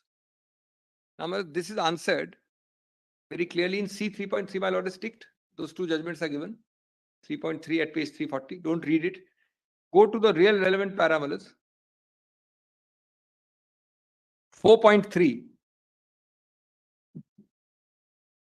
India Cement noted 4 lines of cases and 2 lines and said we prefer 2 lines. I hope I am clear on this. That's 4.3. What your lordship prefers is not the point, but Kesharam can't say in 5 judges that India Cement overlooked 4. And why did it choose 2? It cited all the 6. It cited 2 left and 4 right and said we prefer the left. Why can't it say so? And who is Kesharam to say so, Malas? Then, Malas, the 5th error is at 5.2. This, Malas, they say, they brush aside India Cement in Malas Kesharam. I've given the Kesharam paras also. That was India Cement was a case of cess on royalty. And therefore, there's no occasion to decide royalty is a tax or not. But Malas, that forgets. See, in this, your lordship will only tick 5.2 and 5.5. Only 2 paras. 5.5 is Malas at 343. They were no doubt dealing with a cess.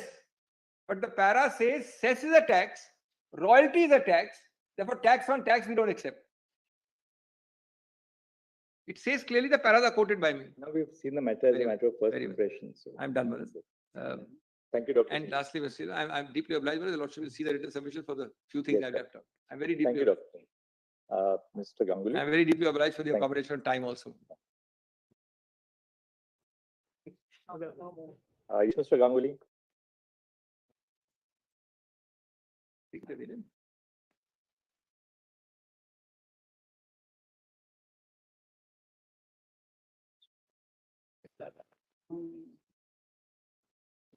Should have.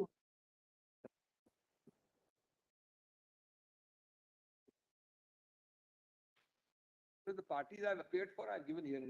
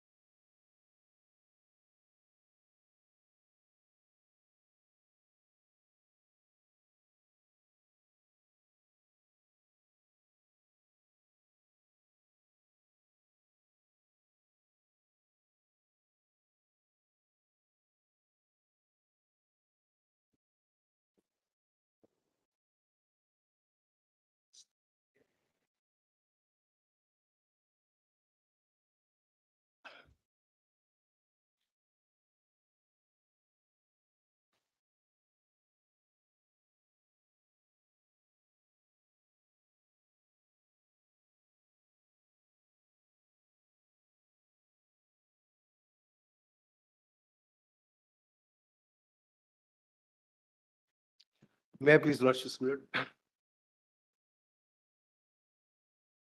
Lord, I beg to appear primarily for one of the PSUs for the coal producers, as well as MCL. Given the respondent number 8 and all the numbers are given.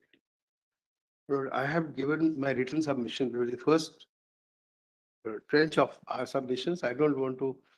Can you just give us It's a in reference? volume 2. Volume 2. Volume 2, pages 4 to 44.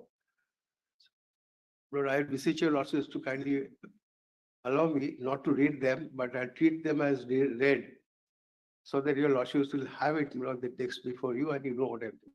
So I'd be in view of the paucity of time, because your lordships have rationed their time. So in view of the paucity, I would try to be as brief as possible, making only the essential points. So very briefly, without going into my submissions right now, detail. First and foremost, your lordships have had enough of argument on both sides as to what is the scope of interpretation of the relevant entries. I would not go deep into it, except what I have to say at the beginning, because otherwise I will not be in a position to develop my argument. 50 lordships have seen. We are only on 50 now. Just give us the volume so that we just have a look at which one. Volume 2, Page my submissions are in volume 2, my That's lord, okay, page 4 seven. to 44. 7 actually starts. The index. That came in your earliest volume. Yes. It's actually PDF page 7, I think. Yes. Oh, I'm sorry, my lord. Now we have got it now. No. This is my first one.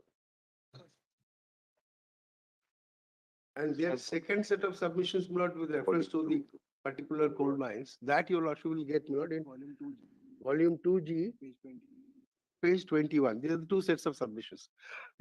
Volume 2, my lord, is the first one, and 2G is the second, which is with reference to the Coal Bearing Areas Act.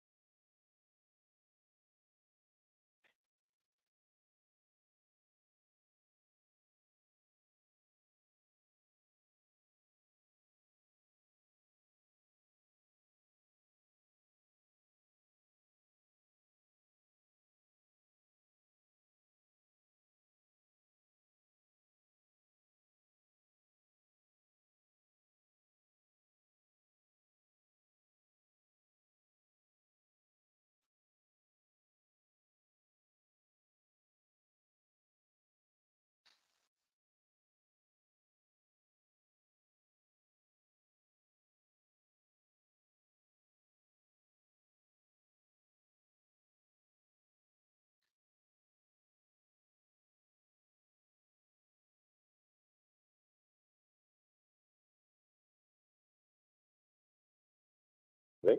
No, I'm not reading. Oh, then it's okay. No, I'm not. Then you can just formulate it. I just Then you can just. give a reference so that your lordships can read at your convenient time. But briefly, I'll just keep my summaries, my submissions. Your lordships have heard for so many days the scope of the various entries. First proposition, that a law made by Parliament under NT 54 subsumes the entire subject matter under NT 23 of list 2. There is no doubt. On that, there is no caveat. It is accepted. Because they are the same subject matter dealing with the law, and 54 undoubtedly covers the entirety of NT 23. The question before your lordships, for your kind consideration is what is the scope of 50? Because 50 also has a reference to law made by Parliament with regard to a subject matter, that is mineral development.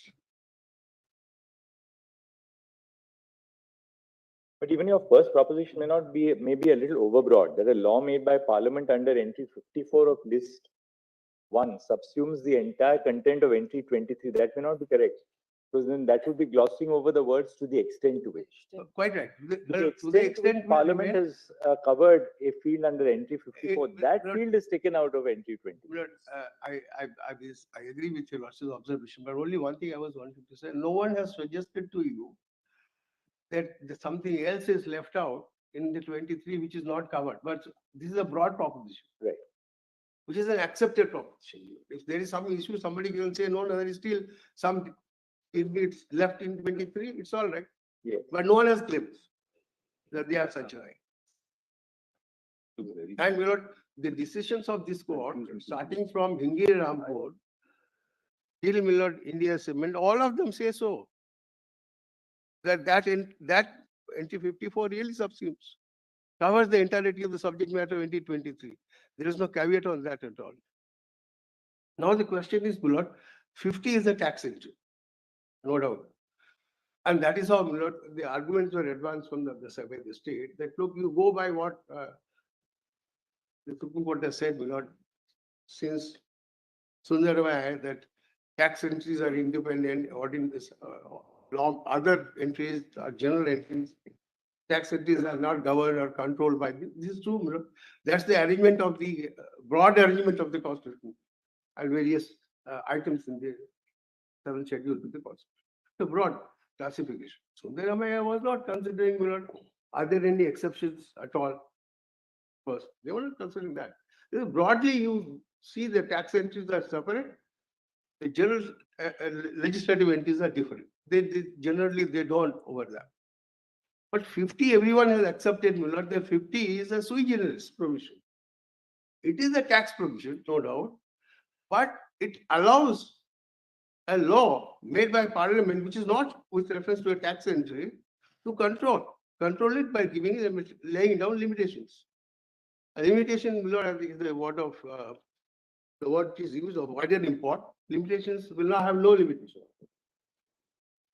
Limitation would mean any kind of limitation, any kind. You know, how the parliament would have visualized, you know, we cannot.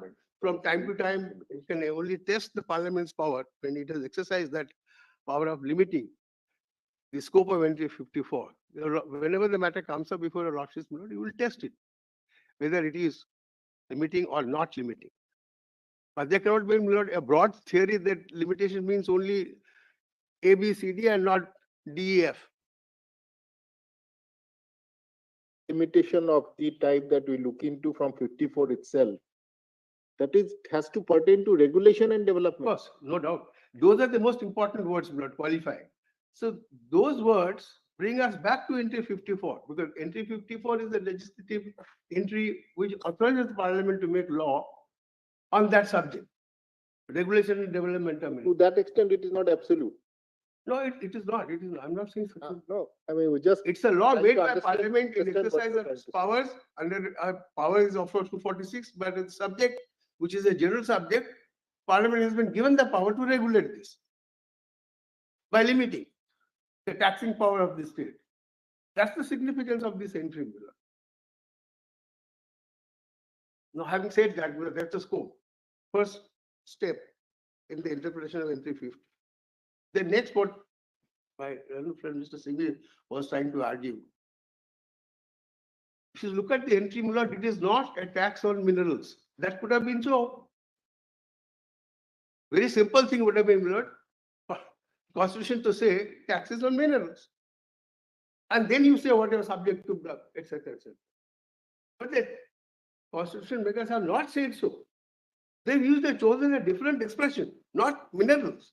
Taxes on mineral rights, obviously, because they were aware that there is a clear distinction between mineral and mineral rights. They're not one and the same. My friend has already given you that exposition.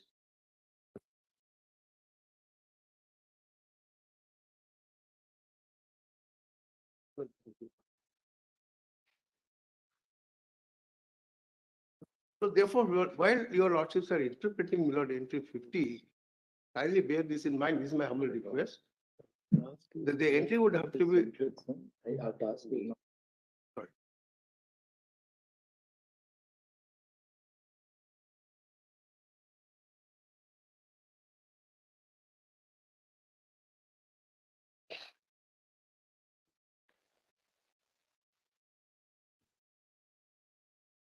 It's different.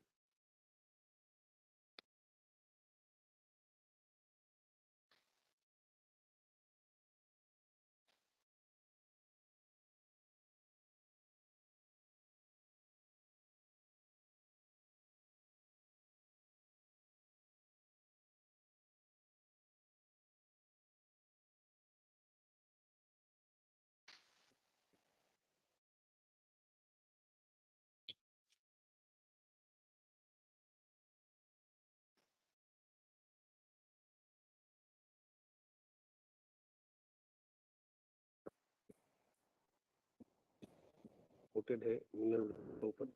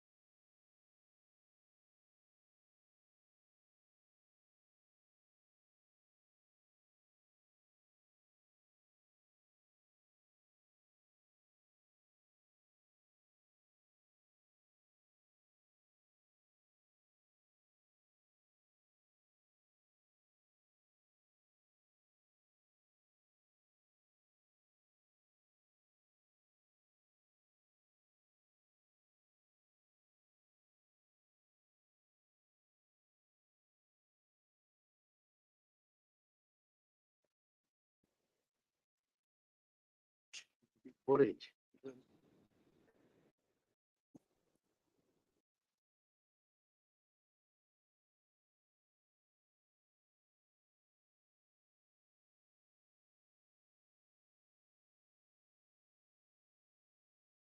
Four H কোথায়?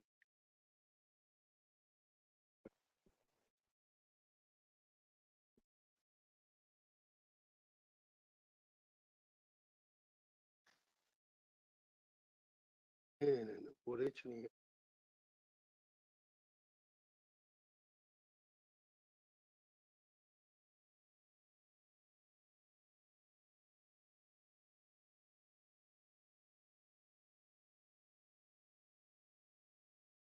Ganguly, what is the core of your submission? Core of submission is this, Milord. The scope of entry 54 is not an entry with reference to levy of taxes on minerals. Entry 54. No, entry 50. That we got. I made a note of that. It's not an entry for taxing minerals. But mineral rights, that as you And rightly it said, Dr. It Singh. has chosen to use a different expression, mineral right. Obviously, Milord, it has some meaning. And I cited some of the literature on the subject, corpus juris, Fair etc. enough. I will give you a lordship to refer. Fair enough. What is the next point? Milord, so therefore, this power has to be only with reference to mineral right and nothing else. Right. The question is, has Parliament made a law with reference to entry 54 restricting that right, which is authorized, not mineral, but mineral right? Has Parliament enacted a law with reference to development of mines and minerals, restricting Milord, or limiting the power of the state to tax mineral rights? So if the first concept, Milord, of mineral right being only a right to extract mineral and not a right in the minerals themselves, there's a world of difference between the two. On your fourth point, has Parliament enacted a law limiting the power of the Limit. states to tax mineral rights? Is the question, Milord? Then Your answer is yes. Yes. The MMDR Act is that sort of a law. you're quite right. And to understand that, Milord, what would have to be investigated or Milord looked at is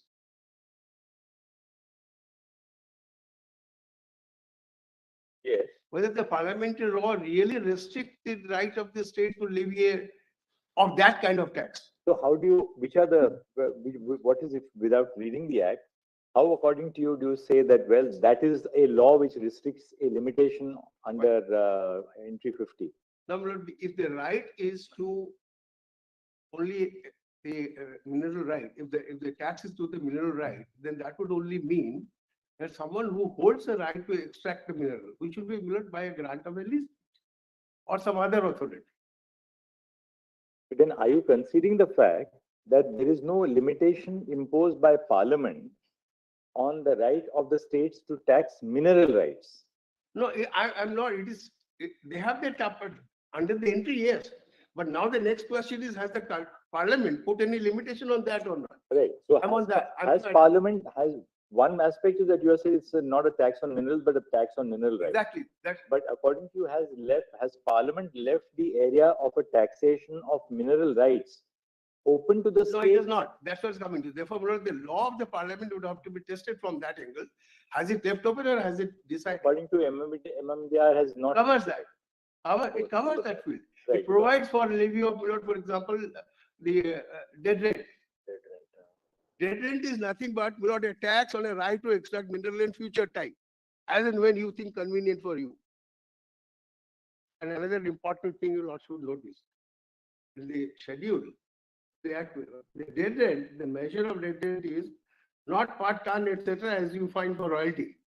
Dead rent measure is the extent of land, acreage. That's important. If you're not sure, can you have a look at it?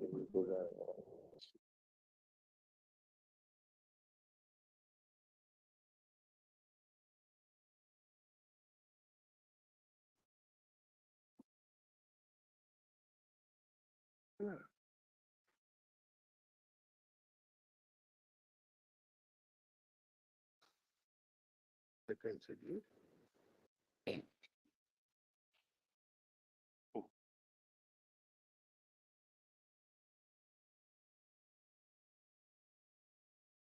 Dead rent is provided under section 9A, corresponding schedule Don't remove mineral. is not the third schedule.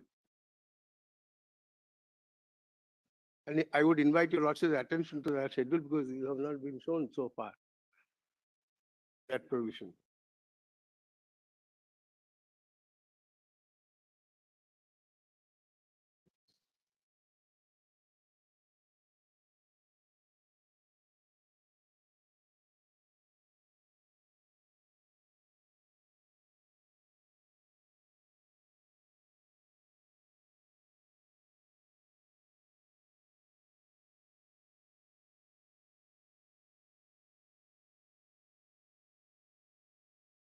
For not exercising right in respect of You mineral. have the right, no, you have to retain in the right, not Nothing to exercise. do with mineral exercise of mineral rights as such.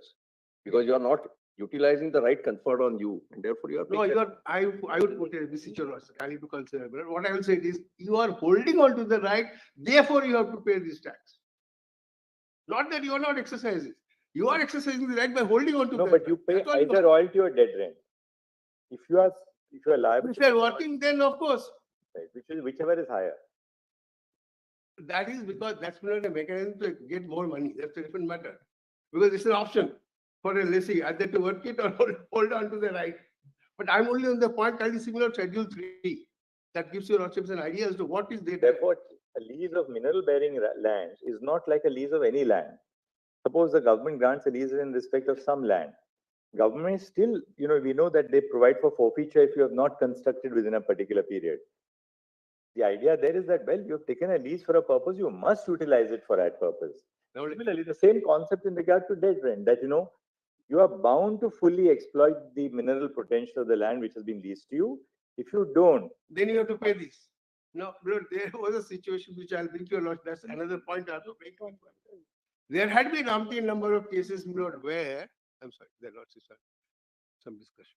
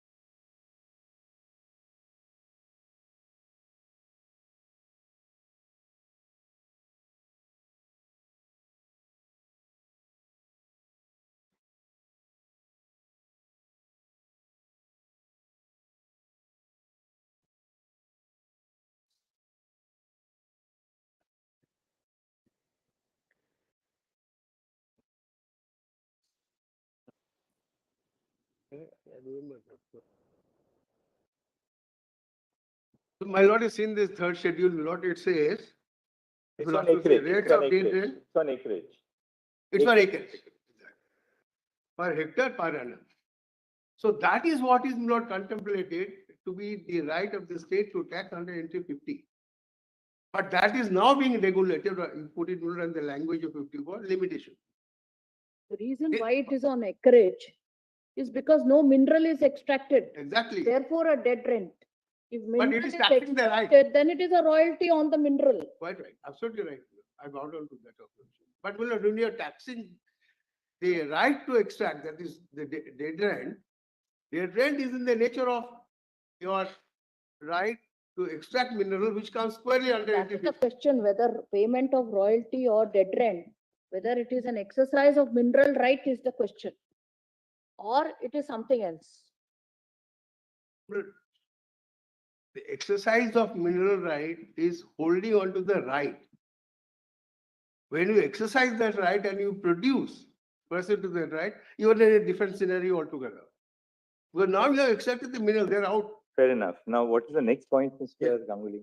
And just to give a lordship an example, because my lord the Chief Justice was pleased to observe that yes, it is a kind of a deterrent that so that people don't sit on their property and you don't allow the development of the mineral, though Parliament has desired to do so by enacting this law. Similar to what happened was there's a concrete scenario. Large number of private leaseholders had acquired leasehold rights, but never used those rights. Large number of areas. So what the Parliament then had to intervene to enact a law called the Coal Bearing Areas Acquisition Act. Acquisition Development. Though that law would be referable to some other entity under this 3 for acquisition is only there. But this law was enacted for the purpose of giving effect again to the mandate of entry 54 for development and regulation of minerals. And that act was challenged by, actually the suit filed was basically by state of West Bengal in this court. Challenging the parliament's power to enact such a law.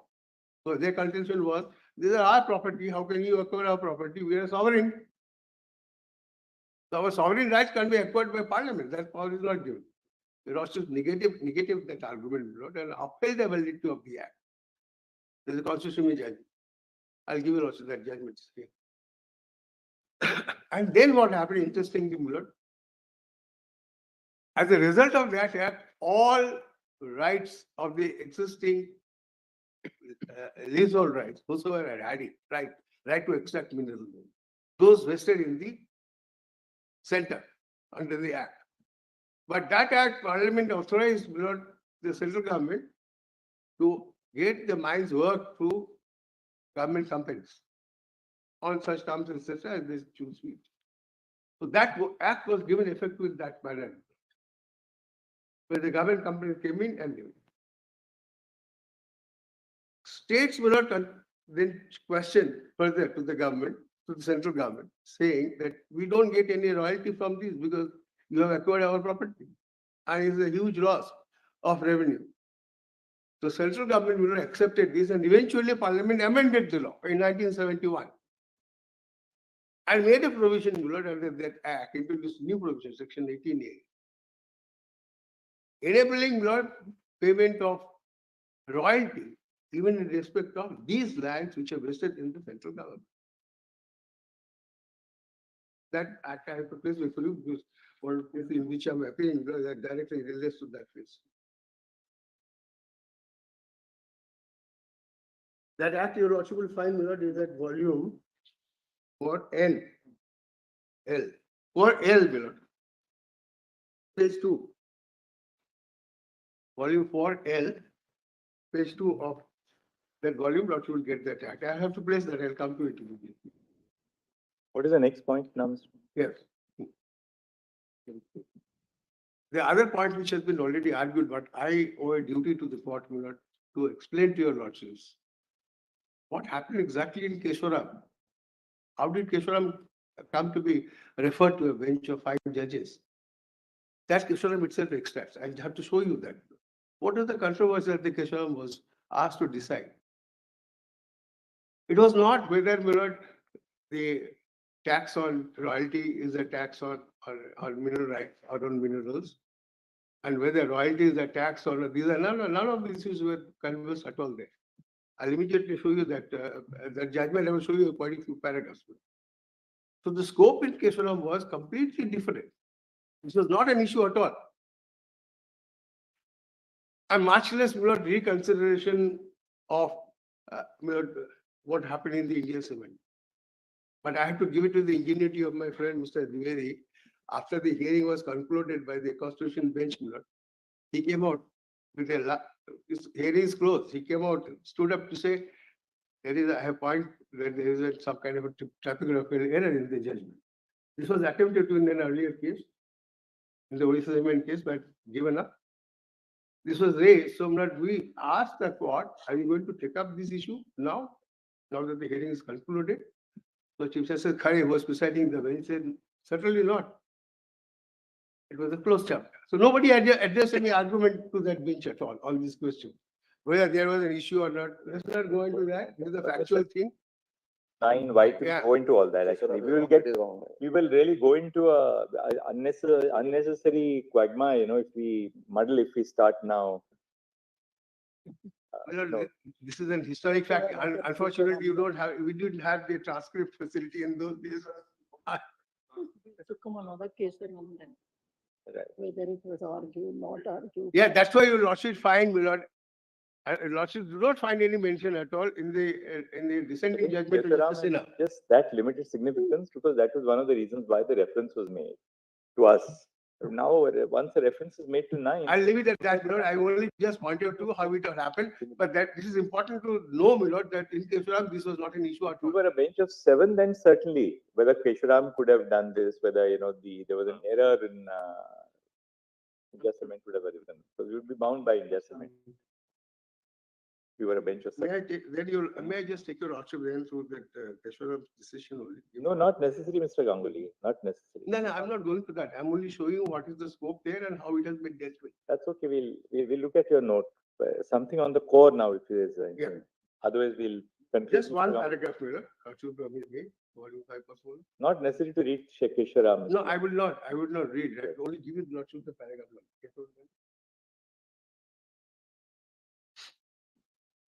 After Mr. Ganguly, Mr. Bagaria will be arguing next. Who? I think sequence Mr. Bagaria, Kambata, myself and Mr. Gu.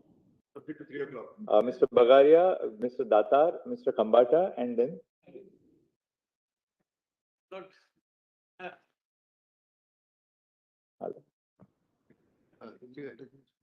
Is somebody raising both the palms? I saw you. No, I said, is somebody raising both the palms because we found many.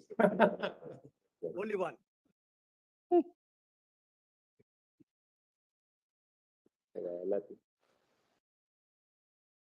No, then let me take your lordship to the Polluting Areas Act directly, but that's an additional point.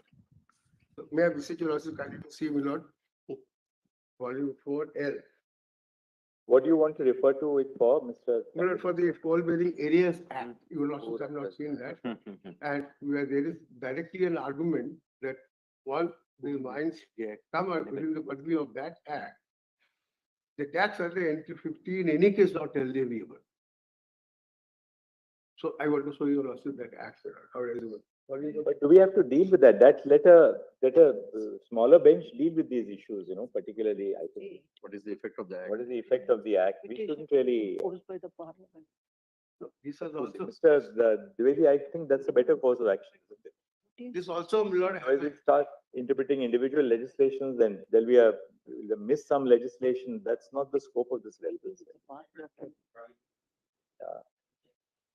no, Milord, we are not questioning the validity. Broad check aspects law. of the legislations can be kept in view. Volume बोलना है। For it.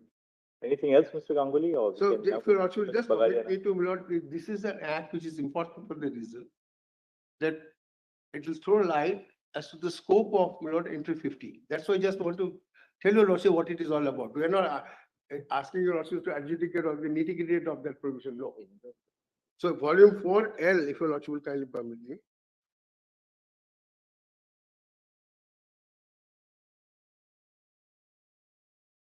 Page 2.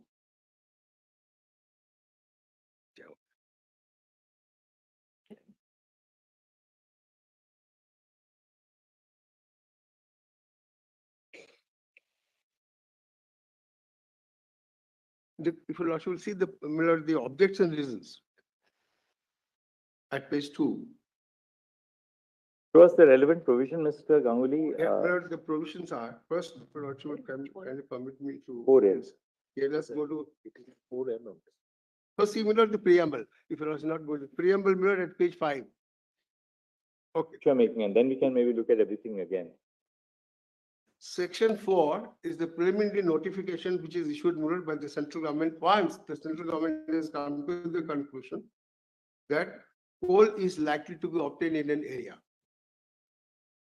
So section 4. Then Milord, a notification under section 5. It is similar to Milord, the land acquisition provisions. Effect of notification, what happens, Milord, all prospective license mining leases, they all cease to have any effect at all. The whole purpose was to acquire, Milord, the mining rights of those who are holding on to the leases and not operating the mines at all. Then section 6 is a compensation to them, Lord. That's not very relevant. Section 7, Because, I don't think that's been the scope of the reference. It's not argued this side. If we leave the interpretation of the act, the impact of the act on the, on the appeal or whatever there is before the regular bench. Let's not go into the. I understand that, Your Lordship. I leave it to the regular bench to go into the question of interpretation if there be any. I was only giving Your Lordship the scheme of it. It's just similar section 10, what happens? Let's leave it, Mr. Ganguly. I don't think we need to go into the act. Unless there's a formulation which you have and then want to just sort of illustrate that formulation with reference to a particular. I'm referring to this act for the formulation, Lord, that this is a clearly an example of how you can, the central government can control in exercise of its powers under NT 54 and some other powers. This is also NT 42 of list 3, because acquisition is specifically dealt with under 43. But 40, the power of acquisition was exercised, my lord, in furtherance of its obligation under NT 54. That's how I was reading to your lordship, my lord, the preamble. Preamble says, my lord, is that that we have large deposit of minerals, they remain unexploited, they are required for the betterment of the country and in the larger interest of industrial development in the country. Therefore, my lord, they cannot be left to be unworked for all these years. So we should acquire. That was the whole argument. So this is nothing but augmentation of a law and in terms of anything else, Mr. Ganguly? Anything else now? NT 54. But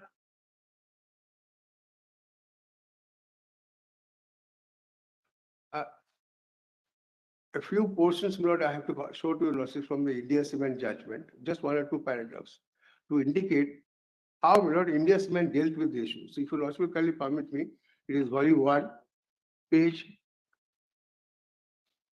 sorry, my lord, it is volume 5H. No, Lord, I told this.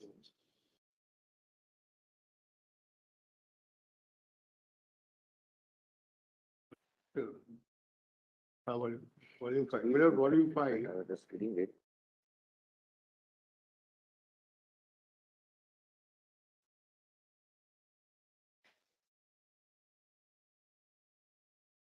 Page, my lord, 1151.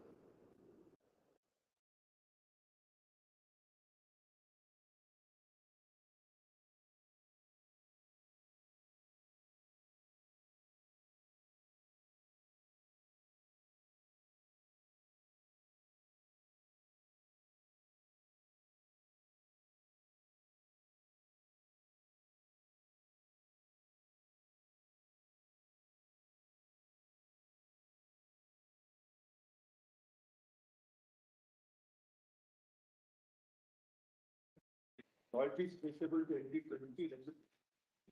Yeah. 33 of India. Yes, okay, I got it. 33 you thought, no? 33 royalties got. Page, my lord, 1200. No, first, your lordship will just once again, my lord, see the question that was formulated by the court at page, my lord, 1155, foot of that page. Question involved in the special petition and the petition is whether levy of cess or royalties within the competence of the state legislature. And they go on to discuss this, my lord. Then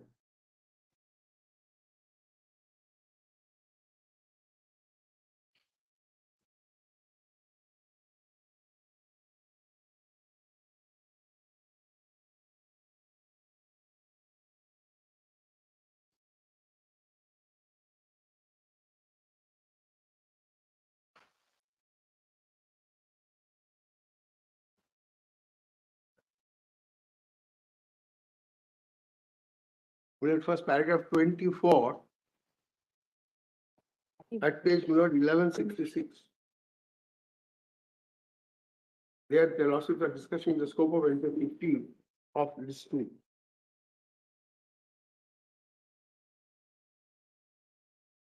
And then referring to Anant Mills case, they also say all minerals which are under the earth can contain under certain circumstances fall under the expression land. But a tax on mineral rights is expressly covered by entry 50 list 2. If it is brought under the head taxes under the 49 of list 2, they will render 50 redundant. So that was the argument note with regard to entry 49.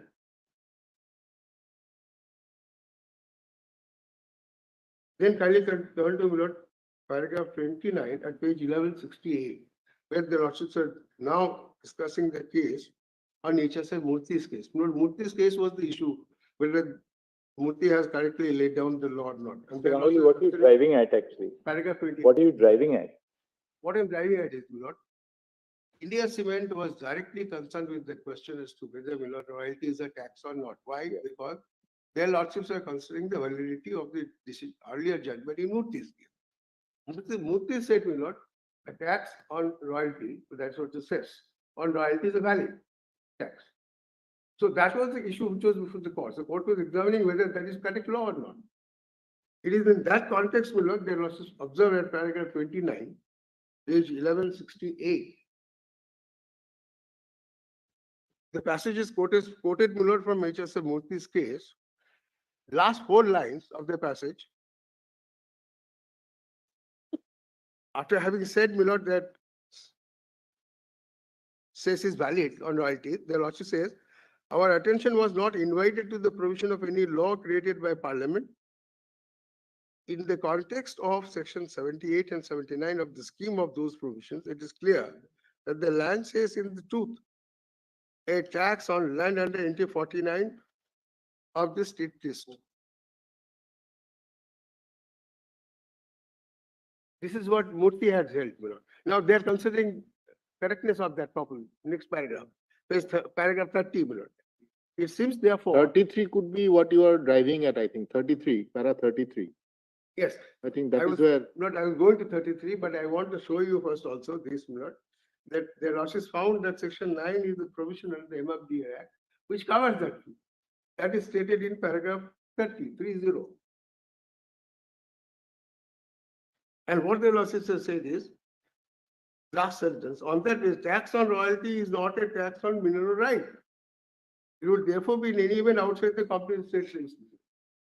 So they made again a distinction between tax on minerals and mineral rights. And in 32 first, and 33. 32 first, it is contained by Mr. Krishnamurthy that the state has a right to tax minerals, which is completely different from what is the scope of entry 50. Now, that is being dealt with. Paragraph 33. In any event, royalty is directly relatable only to minerals extracted and on the principle that the general provision is excluded, while the special one, royalty would be relatable to entries 23 and 50 of list 2 and not under entry 49 of list 2. While the fee is covered by the central power under entry 23 or entry 52, the impugn legislation cannot be appealed. And then paragraph 34. Having said this, they clearly said that royalty is a tax, and the cess on royalty is beyond the permissible limits of the power of the state. Then the lordships go on to discuss paragraph 34. See the beginning. In the aforesaid view of the matter, we are of the opinion that the royalty is a tax, and as such, cess on royalty, being a tax on royalty, is beyond the competence of the state legislature, because section 9 of the Central Act covers the field, and the state legislature is denuded of its competence under entry 23 of this 2. Then the last sentence, in any event, we are of the opinion that the cess on royalty cannot be sustained under entry 49. That's another argument. And then the royalty on a mineral right is not a tax on land, but on payment of the user of land. Now, this is being picked up, this last sentence, to suggest that India Cement did not have the occasion to decide whether royalty is a tax or not. That, with great respect, that is the genesis of, Kesharam's beginning. That's how the Kesharam begins, let's say, to distinguish this judgment, of seven judges. And that's how the Lordships have found some possible error, etc., etc. Whatever is that. That part I don't want to go over it. But this is because of incorrect reading, of this paragraph 34, which flows from what has been held in the earlier two paragraphs. And it is very clear from the earlier two paragraphs that cess on royalty is a tax. Royalty is a tax and cess on royalty, therefore, is forbidden. Very clearly says so. And there's also a reference to a judgment by Justice V.S. Verma, then addition. He was then there, as his lordship then was acting Chief Justice. He has also held that the development says under Section 9 of the Madhya Pradesh as you alter matters. But they also did not go further into it because the appeal was pending before this honorable court.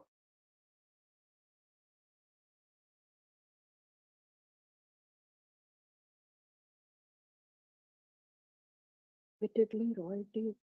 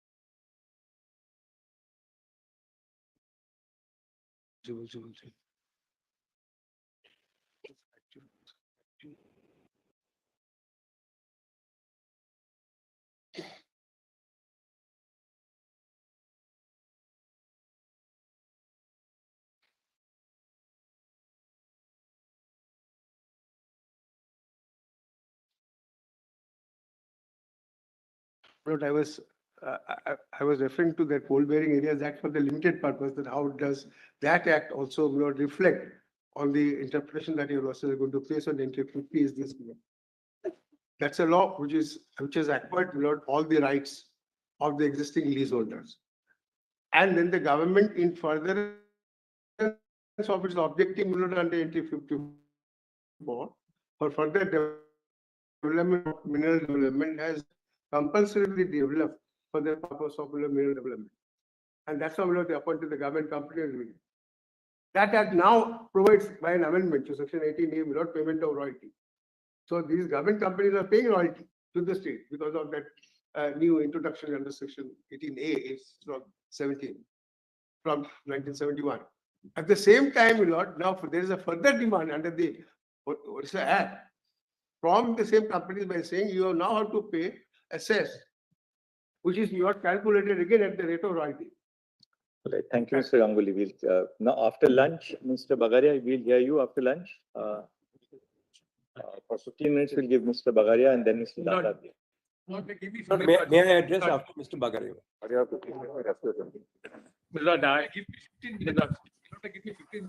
are going to conclude. We are going to conclude all arguments on this side at sharp 3 o'clock. But 1 second. 1 second. All of you sit down together.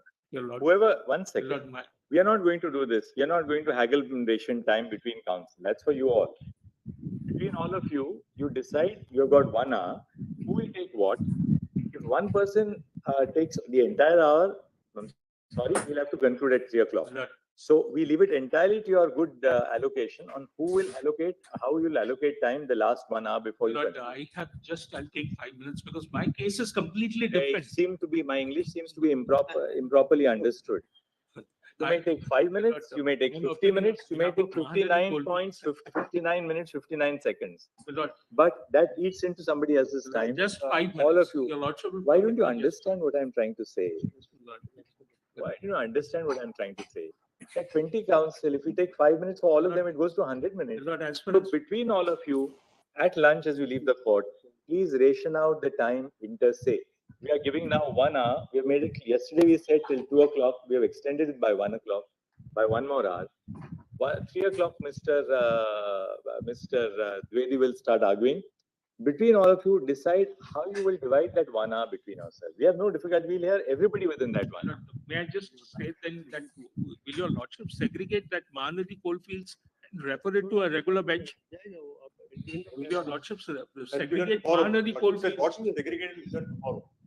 That segregation we'll do tomorrow. Respondent number 87, because We that's can't do it like covered this. by the We central can't do it like this. You know, there'll be a mess if we Right. start Very just well. throwing things like that. Very well. What is Maha? We are looking at this My lord, on- sequentially. Tomorrow, all of you give us that these are the matters which have to be detached. That's why we said that. We'll do, right.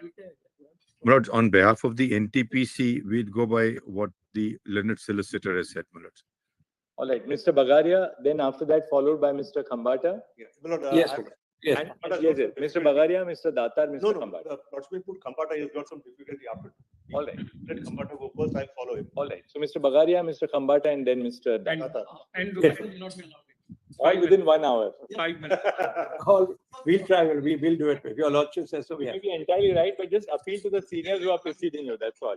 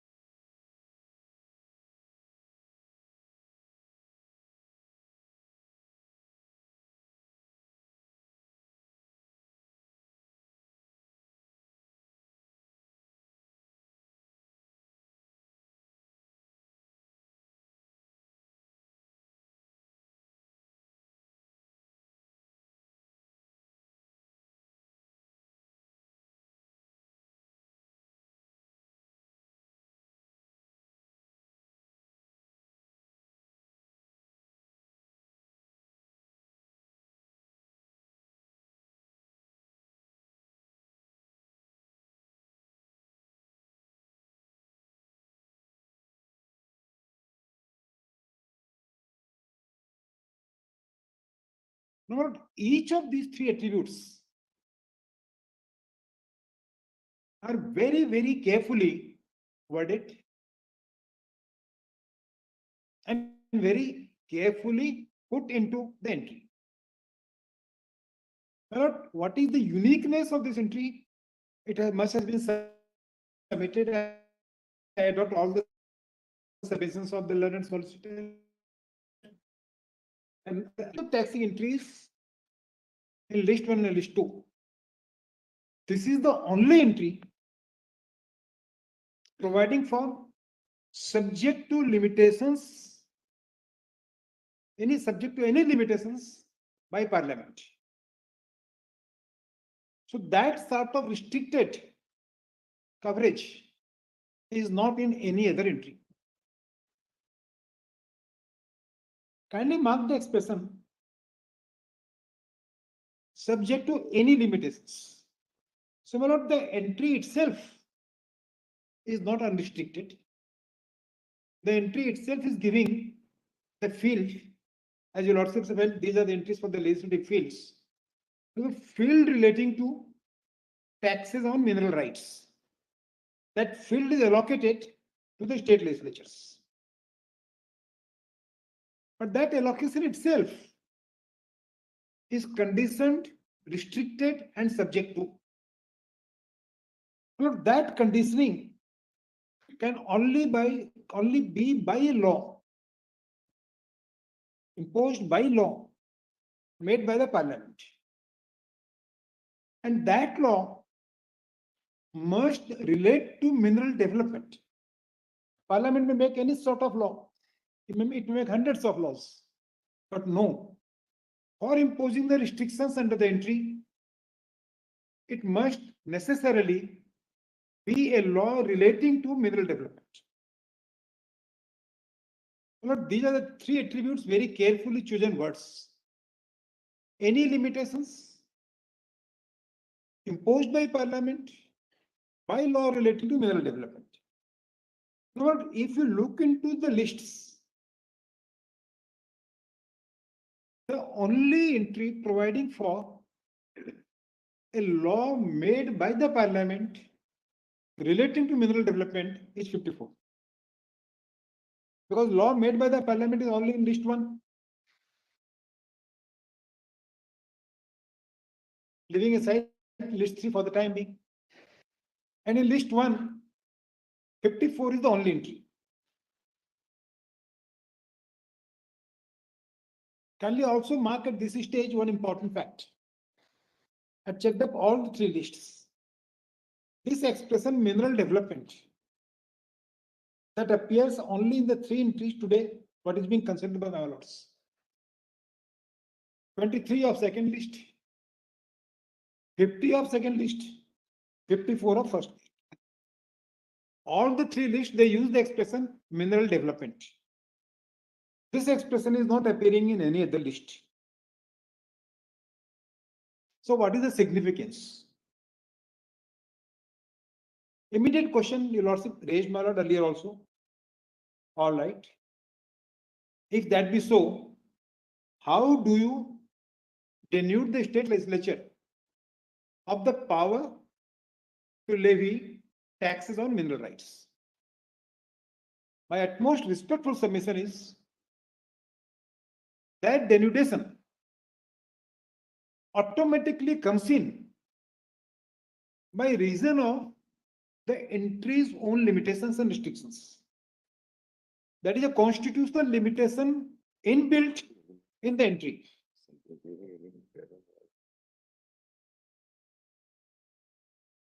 Comes in by reason of the entry itself.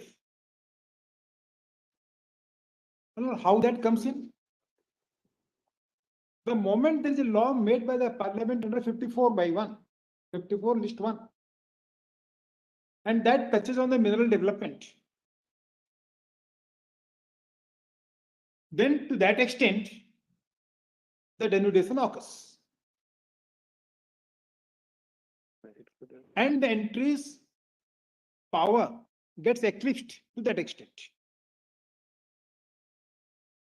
Immediate next question would be, all right, what is that law?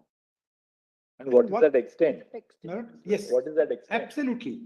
But my lord, the Honorable Chief Justice on that day was putting the question, by whom, how, and what? by whom the parliament, the entry itself is, how the entry says by law relating to mineral development, and what for that we need to go to MMDR. Now, my lord, MMDR was placed before my lords in extenso by the learned solicitor. I won't take your lordships into all the sections again. Only I may give a reference to some of the sections. Your lordship may make a note of that. What MMDR does, every possible conceivable concept relating to mines and mineral development gets occupied, and gets occupied along with the financial obligations, along with the finances, along with the limitations.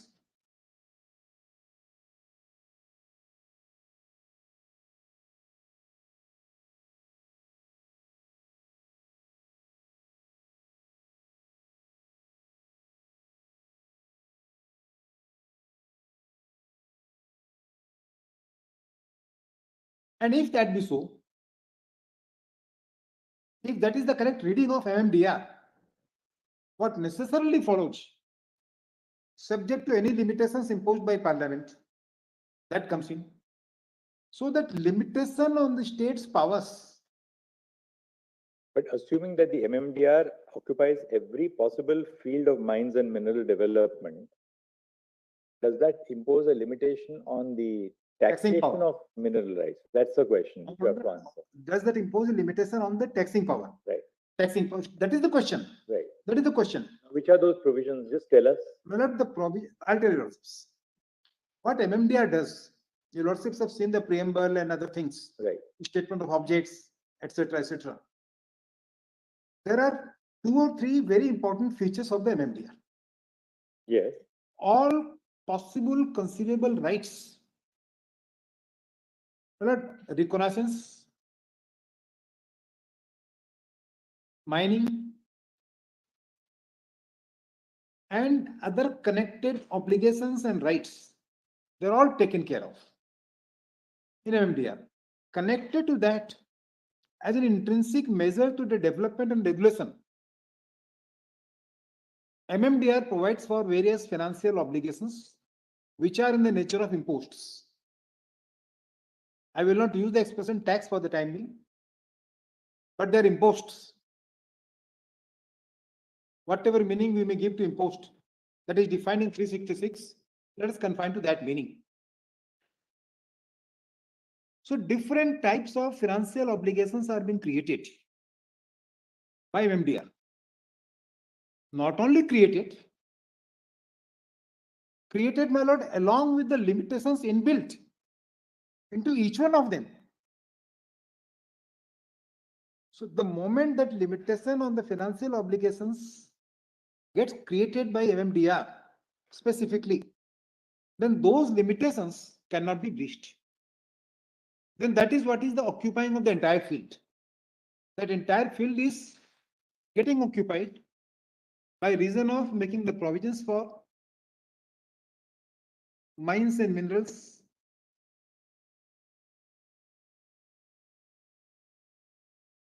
in all their aspects, along with what are the financial outgoes which are. But there's a fallacy. The field of taxes on mineral development, that cannot be occupied because it's a field exclusively assigned to the state. That is why occupied field can arise where an entry in the state list is subject to an entry in the union list. Union occupies the entire situation. Alternately, it can occur within the concurrent list. Now, in this case, the entire field of taxation of mineral rights is assigned to the states. Therefore, it can be only by virtue of a limitation under the Central Act that the states are precluded from exercising the right to tax the mineral development. Now, where is that limitation? That is what I was coming to. Madam. How do you trace it? Occupied field will not help you. Madam, that is what I was coming to. Because the field is exclusively assigned to the state subject to limitations. So madam, that subject to, we cannot bifurcate. Right. That subject to is a part of the entry. that subject to is inbuilt as a So now limitation. you show us which are those limitations which have been imposed under the MMDR Act, which affects the taxing power of the state. Kindly allow me to place only the relevant sections. Just tell us, you can enumerate and tell us what those sections are. I'll enumerate in this way. Let us start with royalty. Going to other sections also, I'll just give the section numbers. Yes. But royalty, the rates are fixed.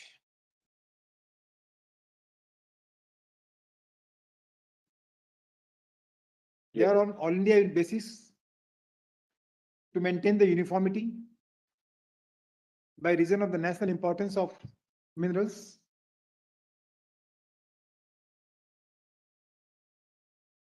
Not only the fixation of the rates,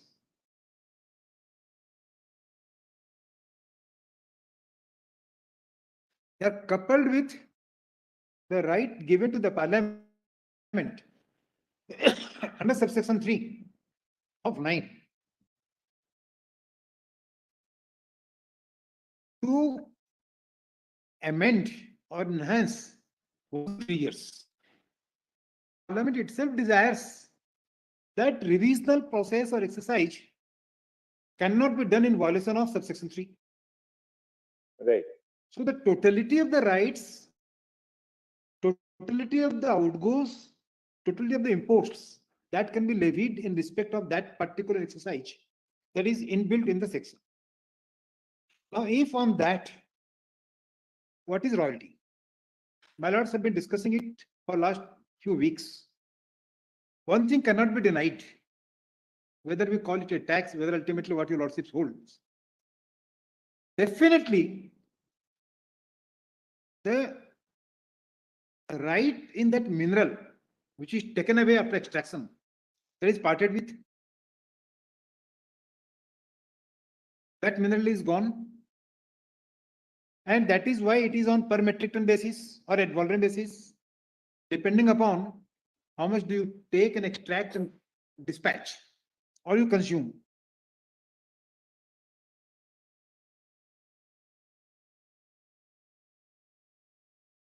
Now, kindly note one important aspect.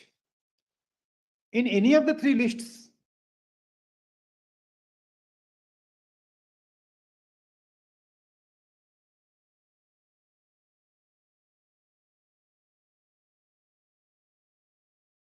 well, the state has not been given, or let us say there is no entry providing for taxes on minerals. List 1, list 2, list 3. There is no entry called taxes on minerals. That has been gone into in India Cement also. It has been specifically noted.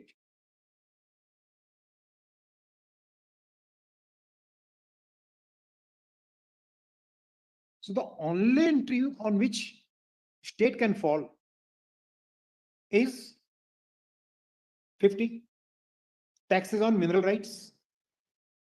Now, if that right gets eclipsed by reason of the limitations imposed by Parliament by a law relating to mineral development, and that is MMDR, then so long as that limitation continues, that eclipse continues. Which are those restrictions?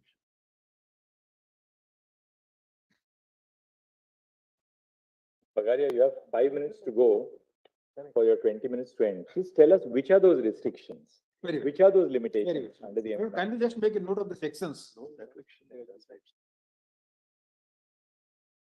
Is it a tax on minerals under the MMDR Act? Royalty is a tax or not a tax. That is a separate issue. Now, royalty is definitely calculated if your lordship sees the sections. What is your submission on royalty? But if your lordship sees section 9, on what basis it is being payable? Just allow me to place section 9 only. Just formulate it. We have seen it now many times. Just formulate it. The holder of a mining lease. No, what is your submission? Don't read it. Just formulate it. These 2 lines reading is important. I will not read anything further. The holder of a mining lease granted before the commencement of this act shall, notwithstanding anything contained in the instrument of lease or any law in force at the commencement, etc., pay royalty in respect of any mineral removed or consumed by him. So the conditions precedent are, he must be a holder of the lease. Now, by reason of holding of the lease, he acquired the mining right or the mineral right. And then the calculation that is getting quantified based on how much is extracted and dispatched. So whatever way ultimately your lordships may decide, whether it is a tax on mineral right or a tax on mineral, state cannot get the But jurisdiction. is it a tax at all? Doesn't matter. Let us call it impost. Let us call it a levy. That field by reason of this levy, that is getting occupied. Irrespective of it's being called a tax on mineral or not. Because even if it is a tax on mineral, Field of royalty is occupied. You're right. well, a tax field of that financial imposition, that financial impost on exercise of that right, that is getting occupied. And well, if you see the entirety of the act, as the learned solicitor was pleased to place before my lords, every aspect, prospecting, reconnaissance, mining. All right. Anything else, Mr. Yes, Bagarian? just within 5 minutes I'll complete. 3 minutes left. We'll be Very we'll be down to very the well, finish now. very well. Kindly take the sections. Sections are, my lord, 8, 8A, Section 8. 8, then 8A, Yes. 9, Yes. 9A, 9B, 9C, 11D, 13, 18, 25. These all relate to different types of financial obligations and financial matters, financial outgoes. So according to the field of royalty is occupied, including all financial imposts on the exercise of these rights. My lord, not only royalty, That's why I said including everything connected to mines and mineral obligations. I mean, all financial imposts. all financial obligations. All right. And Thank you, they are Mr. getting Bagarian. occupied as an intrinsic part of development and regulation. Thank you. Thank you. But only one section we have got to note, section 28. Yes. Even the notification by which the rates are changed, that 3 yearly, that is required to be placed before the parliament with approval, depending upon. Thank etc., you. etc. Yes, Mr. Datta. Thank you. My lord, can we make a note of, the other day lordship asked, how can a form, that is form K, in which the lease deed is given, that have any bearing? My lord, this form K is a statutory form under the section. Can we only make a note of those sections? That's okay. It was statutory form. No See, discussion. statutory forms. So there is a We got the two point. judgments. Yes, Mr. Datta. Thank you, Mr. Bagarian. Yes, But Mr. I will Datta. take 10 minutes. You wanted to finish first. Who? Mr. Mr. Kambata. May I be? Would you lordship give me 1 more minute only? No, Mr. Datta. Thank you. My lord, 1 more minute only for mentioning the name of an act. Only for mentioning the name of the act. What is The the other day, lordship asked the question, is there any other law under 54 relating to mineral development? There are 2 other laws relating to coal. One is Coal Mines Conservation and Development Act 1974.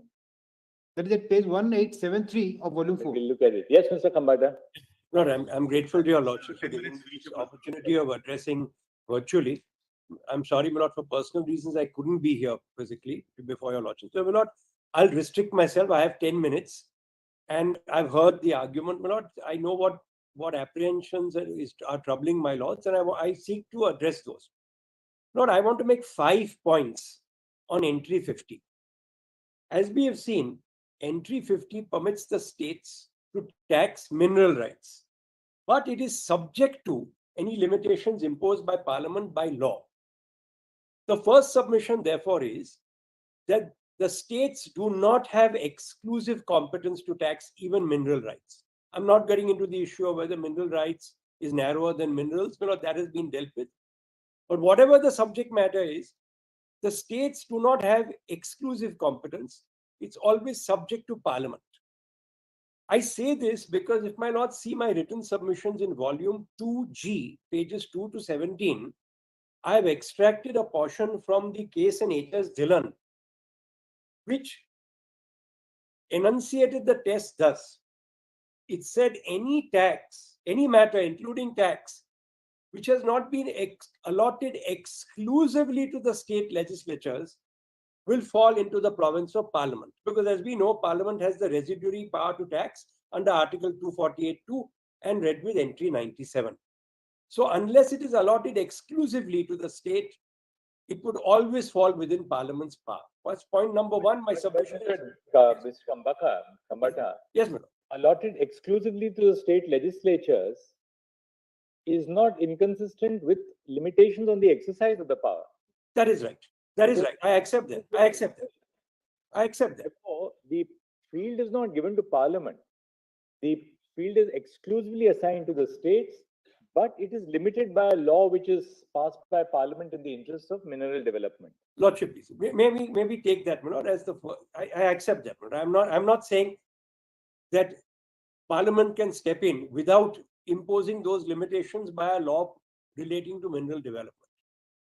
The second point, therefore, is linked exactly to that. That law pertaining to mineral development is empowered by entry 54. And as the paragraph in synthetics and chemicals that Dr. Singhvi referred to, paragraph 40, I won't read it again.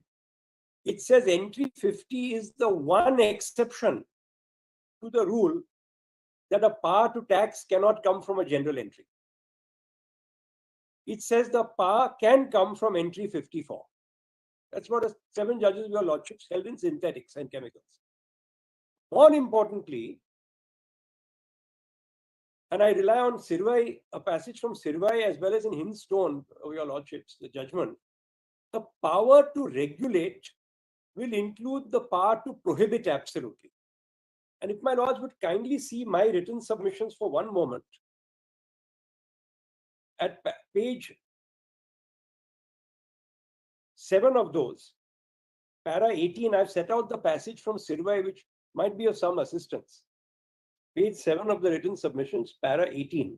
Just 1 second. It's volume 2G. 2G, volume 2G, page 2, it starts, and at page 7.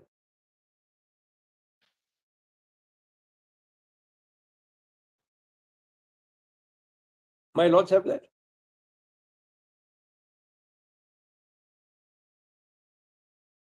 Yes. May I just read that? A tax on mineral rights is made expressly subject to any limitation by Parliament by law relating to mineral development. Consequently, Parliament would have the power to regulate or prohibit the levy of a tax on mineral rights if such levy obstructed or hampered mineral development. And even generally, as I said in the judgment of Hindstone, 1981 to SCC 205, your lordships have taken the view power to regulate includes power to prohibit. Now, if the limitation imposed in entry 50 prohibits, then as felt from the Honorable Chief Justice this morning, there would be a vacuum, because then nobody would be able to tax mineral rights, which can never be, because the residuary power to tax is always with Parliament. And therefore, if the limitation effectively prohibits, then in my respectful submission, Parliament would have competence not only under entry 54, but also read with its residuary powers under 97 and 248.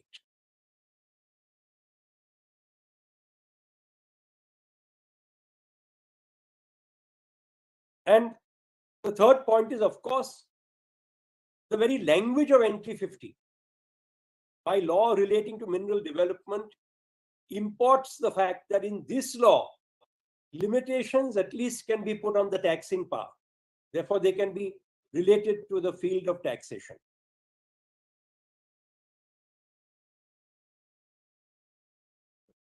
Your lordships have held in state of Karnataka and Meghalaya also that the word subject to take the entry completely out of the scope of powers of the states. The word subject to an entry 50. I'll show that later if I have the time. The fourth point, and this is, I think, my main point, and others have made it, but I just want to substantiate it.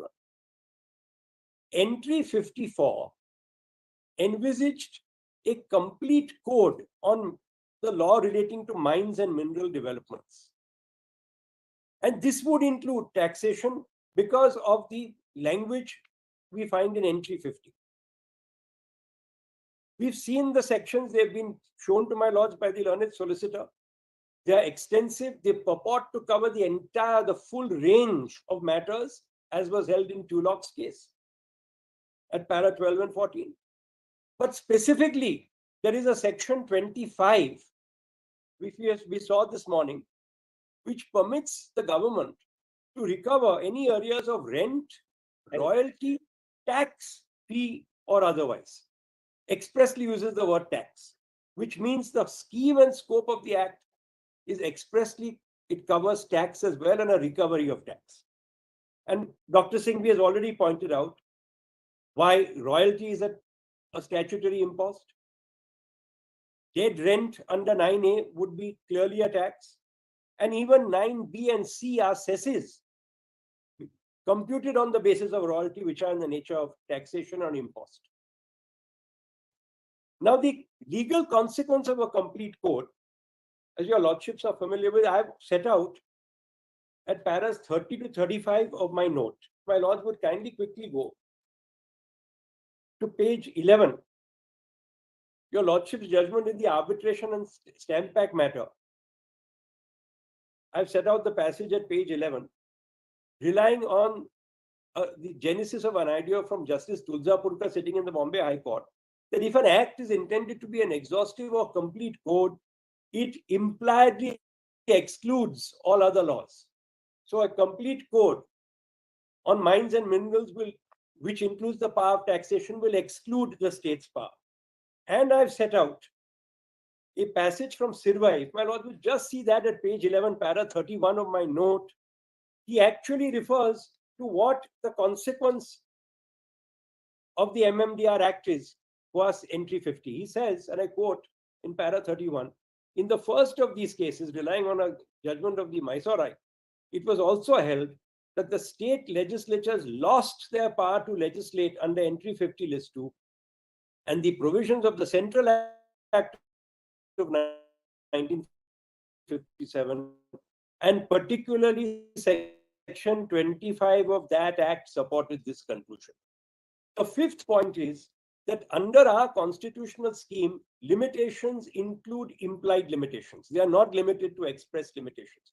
And if my lords would just kindly see para 11 of my note, page 5, I have extracted some portions from Kesavananda, which explain that everything is not said expressly in our constitution.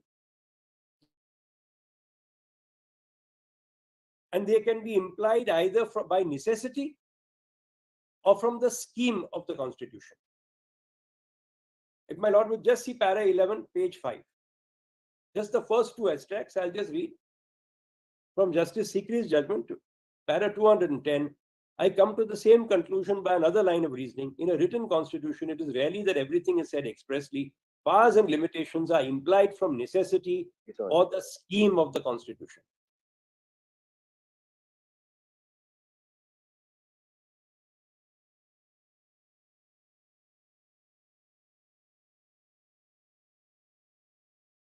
And the next two extracts also speak of, if you imply that, then it acts as a corresponding limitation on the states, the power of the states or provincial legislatures. So for the very structure and construct of entry 50 read with 54 shows that the intention was to place this entire scheme, including taxation, because one can't delink taxation from mineral development. If a state heavily taxes mineral rights, it might thwart or retard mineral development in that state. The whole idea was to unify. Now I have 3 points on unification. The first is, and I've said this out, since my time is limited, I want to just point out at page 13 of my submissions, I've referred to the 1948 MMDR Act. Because there was an act before this one in 1948, which expressly contemplated taxation. And one must remember this was made by the Dominion legislature, which was effectively the same as the Constituent Assembly at that stage in 1948. So they expressly permitted taxation as part of the MMDR Act 1948. That's point number one. Point number two is, let's go back to the Government of India Act, because now may I request my lords to see para 44 of my note, because for convenience I've set out the respective entries. This is very illuminating. The entries are almost identical. And if my lords see para 44, page 14, entry 36 is the equivalent of entry 54, entry 23 is 23, and 44 is the current entry 50.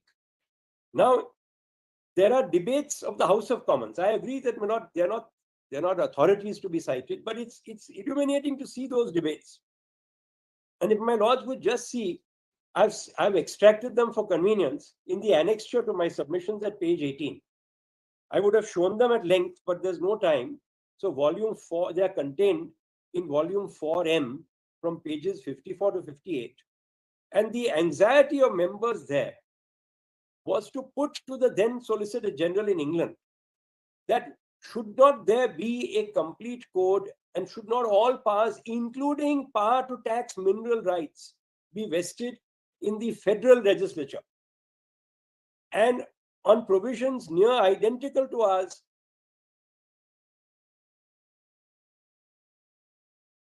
But you had mentioned the 1948 Act. Yes, madam. And you said that the expression taxation was specifically used therein. Yes, madam. Now, we haven't gone so much into detail, but you see, in the 1957 Act, yes, madam, the taxation thing has come only in the recovery section. What was the difficulty for the 1957 Act to also specifically say taxation? And that would make our task a little simpler, instead of I understand. say that royalties and exaction and go back to the definition of taxation. Even in the 1948 answered in the 57 Act.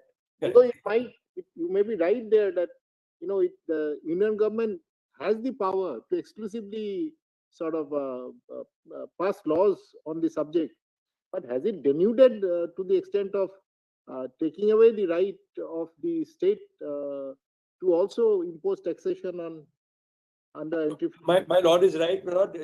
We are before your lordships because there's not such an express reference. But reading the scheme of the Act, for example, in the 1948, the reference is in the rule-making power, the power to make rules for levy and collection of royalties, fees, or taxes. I've said that out in my para 41. All this is internal evidence to show that the range of the Act intended and did cover taxation as well, in whatever name called. Because if you pluck out taxation and give it to different states, there will be a regime which will be inconsistent all over the country. That was not the parliamentary intent. And that the debates which I've set out in Annexure A, I've extracted some of the questions, and Mr. Kambata will have a look at it. Thank you. Thank you, Mr. I leave that thought with your lordships, that the whole intent will be subverted if implied limitations are not read into the power under entry 50. That's the crux of it. Thank you. Yes, Mr. Datta. I made a PowerPoint presentation, but before Mr. Dharas Kambata concluded, there is a very important passage in the Joint Committee in 1933-34, which prepared the Government of India Act. And I just flagged that the original entry 23 of List 2, said that tax on mineral rights, they were no subject to limitation. And there was a general power given to the federal government. A member of the committee called Lord Percy, he flags the issue and says, if you give complete general power to the federal government and unlimited taxing power to the provinces, then the very regulatory power of the federal government will be in jeopardy. That is why then they put subject to mineral rights. So I'll give that passage from Lord Percy, and the Solicitor General agrees. Yes, this is a very valid point, because unlimited taxing power can completely jeopardize the regulatory power of the federal government. Now, my lord, I'll come to my submission straight away. My lord, first of all, the taxing powers of the state. There are normal allocation of taxing powers. There are 12 taxing powers given to the union, entry 82 to 96, 92B, and 16 subject matters given to the state government. That is 46 to 62. It's now one less because entry tax is gone, octroi is gone. And to the union, which was one? Union 12 subject matters, and to the state 16, now 50, 82 to 92B. Yes. And for the state governments, entry 46 to 62. Of course, now 55 is deleted after GST. But out of these 15 taxing powers, 54 is deleted. sorry, Murad, The 54 is deleted. 55 is deleted. 55. Entry tax. Oh, 85. Yes, yes, 55. Because now it's one nation, one tax, so there's no Right. check post and all that. Now, Murad, out of these entries in the state list, 3 entries use the word subject to. Entry 54, the power to levy sales tax, is subject to 92A of list 1. But I'll give a complete note, Murad, to save time. Entry 54 is subject to entry 92 of list 1, interstate sales. Entry 50 is subject to a law made by Parliament. And entry 57, motor vehicles, is subject to principles in entry 55 of list 3. So 3 taxing entries are subject to something. Now, the word subject to has been subject to a lot of interpretation, and a recent judgment by my Lord Justice Gawai and Justice Nagaratna in the case of Baharul Islam, Lordship will just make a note 2023 SCC online.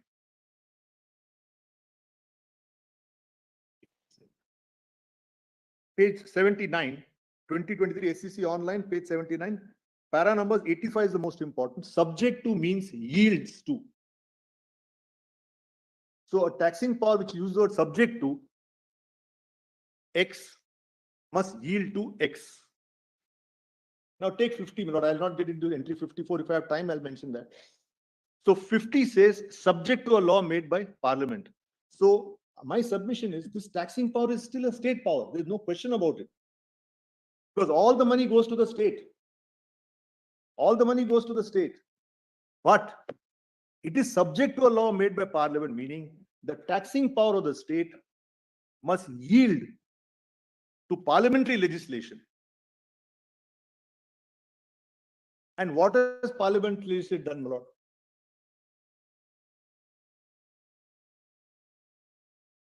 Lord, I am taking the plea in my slide number 2. I'm just going to refer to slide 2 and 4. Page number. Slide number 2, my Lord. Where do we get that? I've made a PowerPoint presentation. I've got hard copies if your Lordship wants to save time. Lordship, I just take the hard copy. It's got 10 minutes. No, just one second. But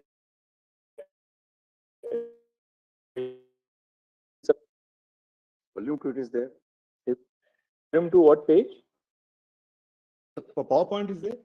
Folder volume 2. There's a separate file. Well, can you just take a hard copy, my Lord? I've got 10 minutes. Quality presentation is there. Yes. Very much. What page number, my Lord? The Lordship has got slide 2, my Lord. I'll just give a hard copy in case the Lordships are finding it. Yes. Now please come to slide 2. Now I'm submitting what Parliament has done. Slide 2, Lordship comes to limitations on taxing power. My Lord, my submission is, all your Lordships have got it, no? All my Lords have got it. List. Yeah. My Lord, can I pass on a hard copy in case It's there in the. Yes.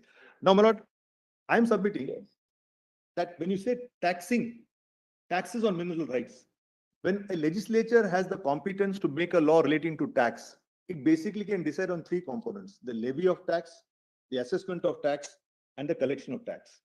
My humble submission is what Parliament has done is it has divided minerals into 2 parts: major minerals and minor minerals.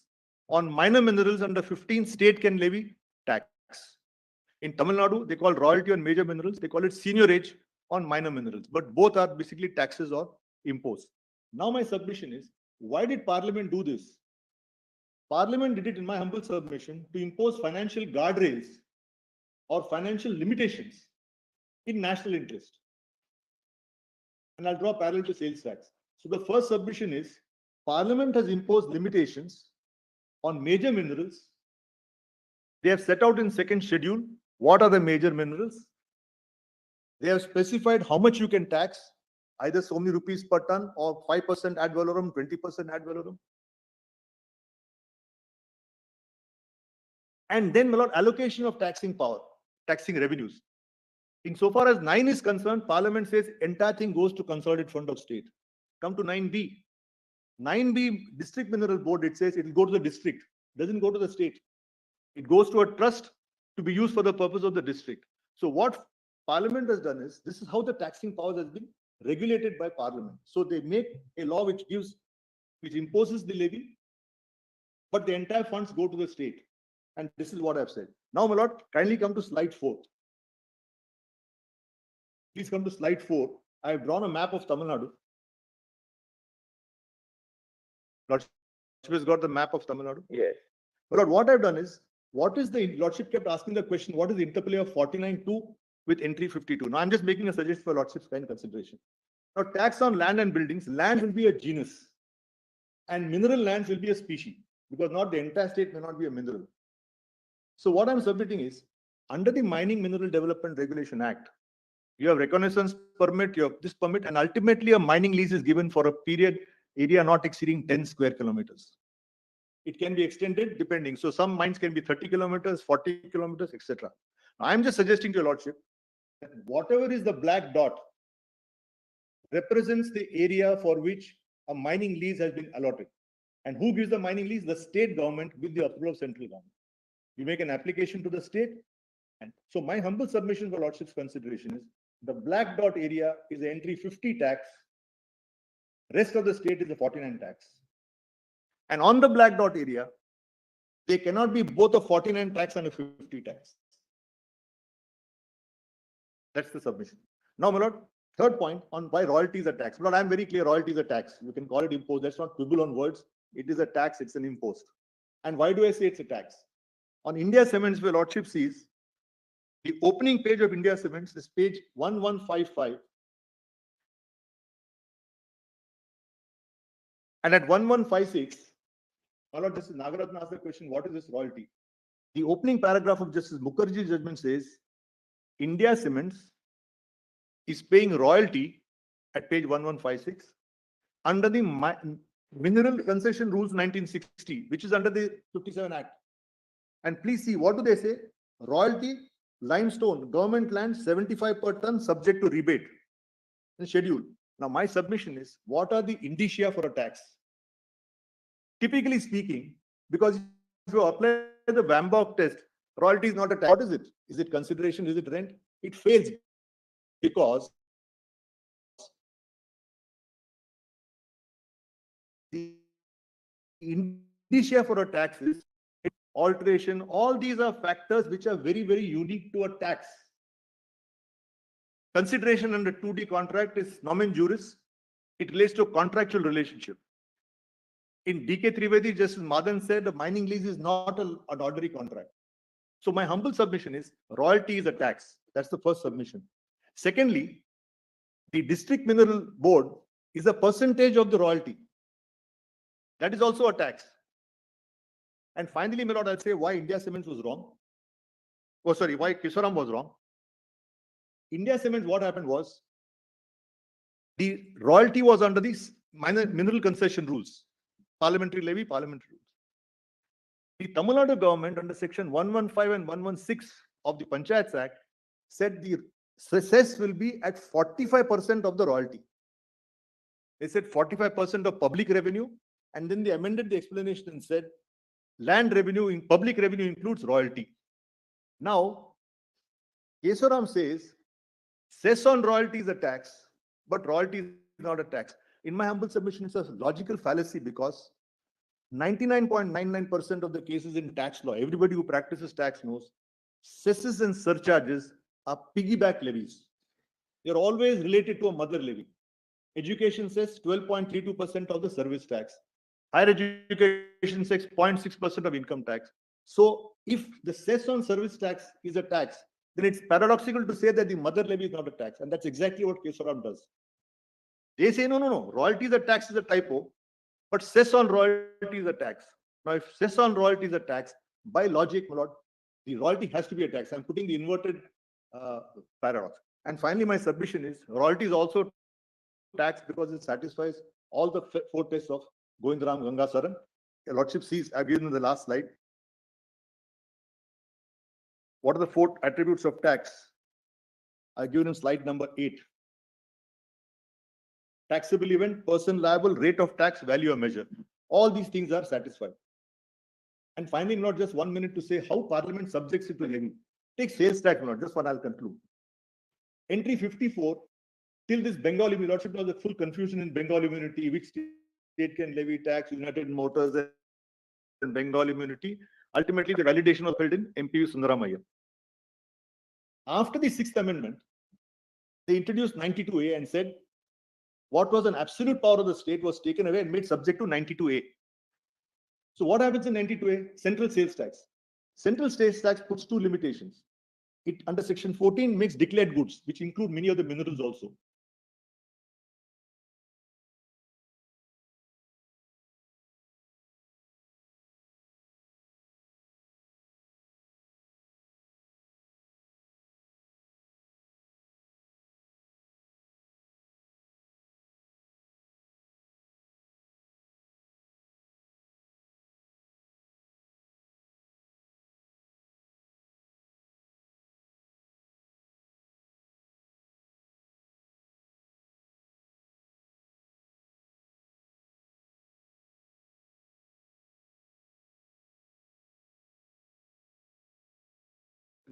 Otherwise, each state can levy whatever it wants.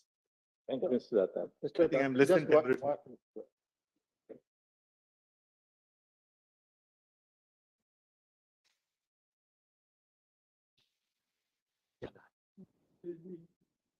But any yes. See, not only you, others have also argued this.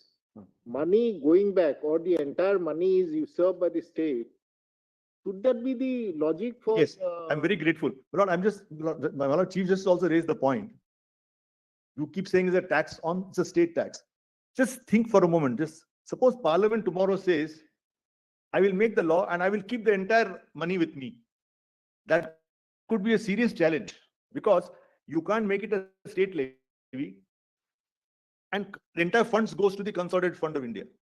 Because the point is, why I'm saying that it's is simple enough. Ah. But if we understand that state has a power to tax, yes, and if center says that no, I will impose the for tax, major but minerals. I'm giving you, yeah, 1 minute. For major time. minerals. Yes, Right. yes, yes. But I'm giving you the entire, let us say Yes, entire. yes.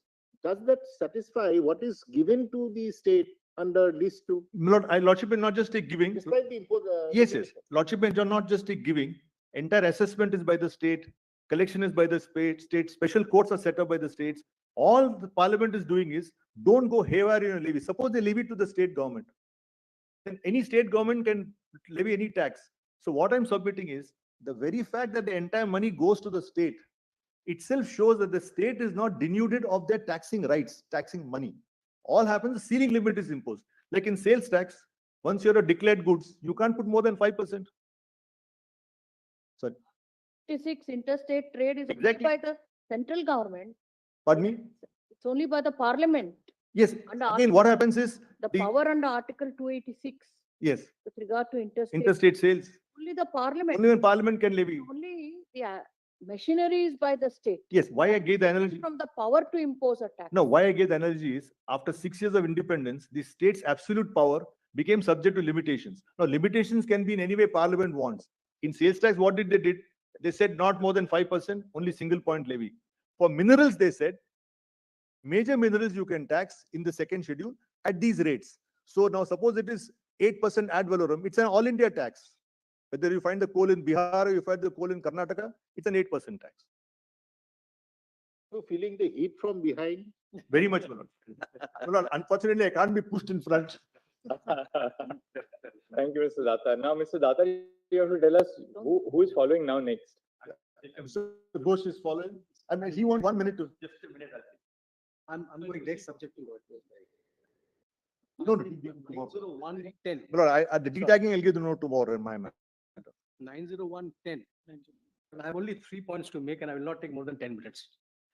3 issues have been troubling this honorable court. First, is there a possibility of a sovereign right of taxation to be ever denuded? That's the first thing.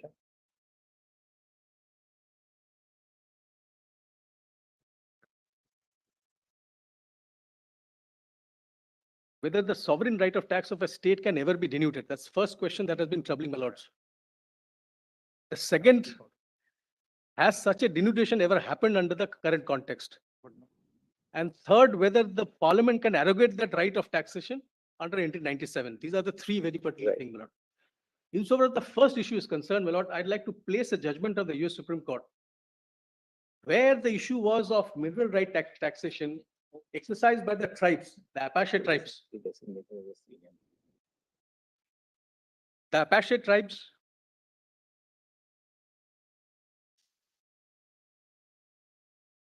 tribes under their formulation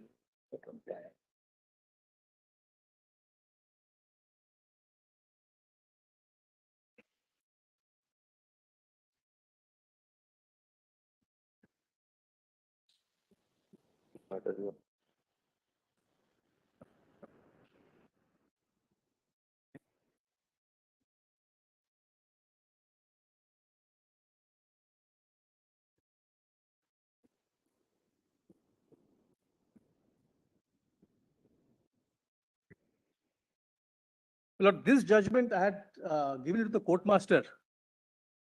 This submission, this particular point is not there, this judgment, because I also fine-tuned my judgment based on the 455 US 130. 455 US 130. Marion. The opinion of the court was rendered by. Compilation. It's not there, but it has been given to the court master. Marion, yes, he got it. Yes, my lord. This was the case where, and I'll just briefly explain what had happened. The tribes, the Apache tribes were sovereign. Yes. They had the power to legislate and also impose tax. On minerals, they imposed a tax called severance tax. On non-tribe, non-Indians, so to say, and non-Indians challenged it. Issue that came before the US Supreme Court and the opinion of the court was by Justice Thurgood Marshall was sovereign's right of taxation cannot be denuded. However, the very wordings of the constitution of the tribes said, and I'll read that particular thing, my lord, text until page 134. At the bottom, I'll just read the charter.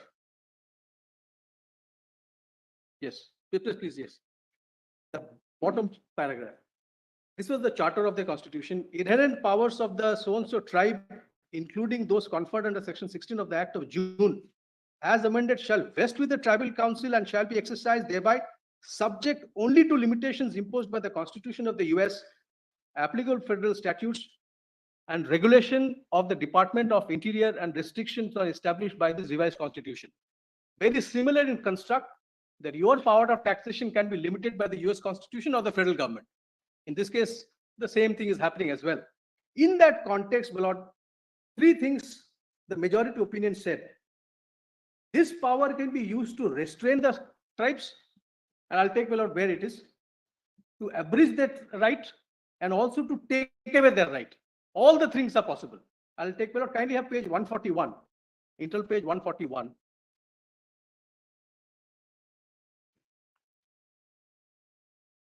Of course, second paragraph. Of course, the tribe's authority to tax non-members is subject to constraints not imposed on other government entities. The federal government can take away this power, and the tribe must obtain the approval of the secretary before any tax on non-members can take effect.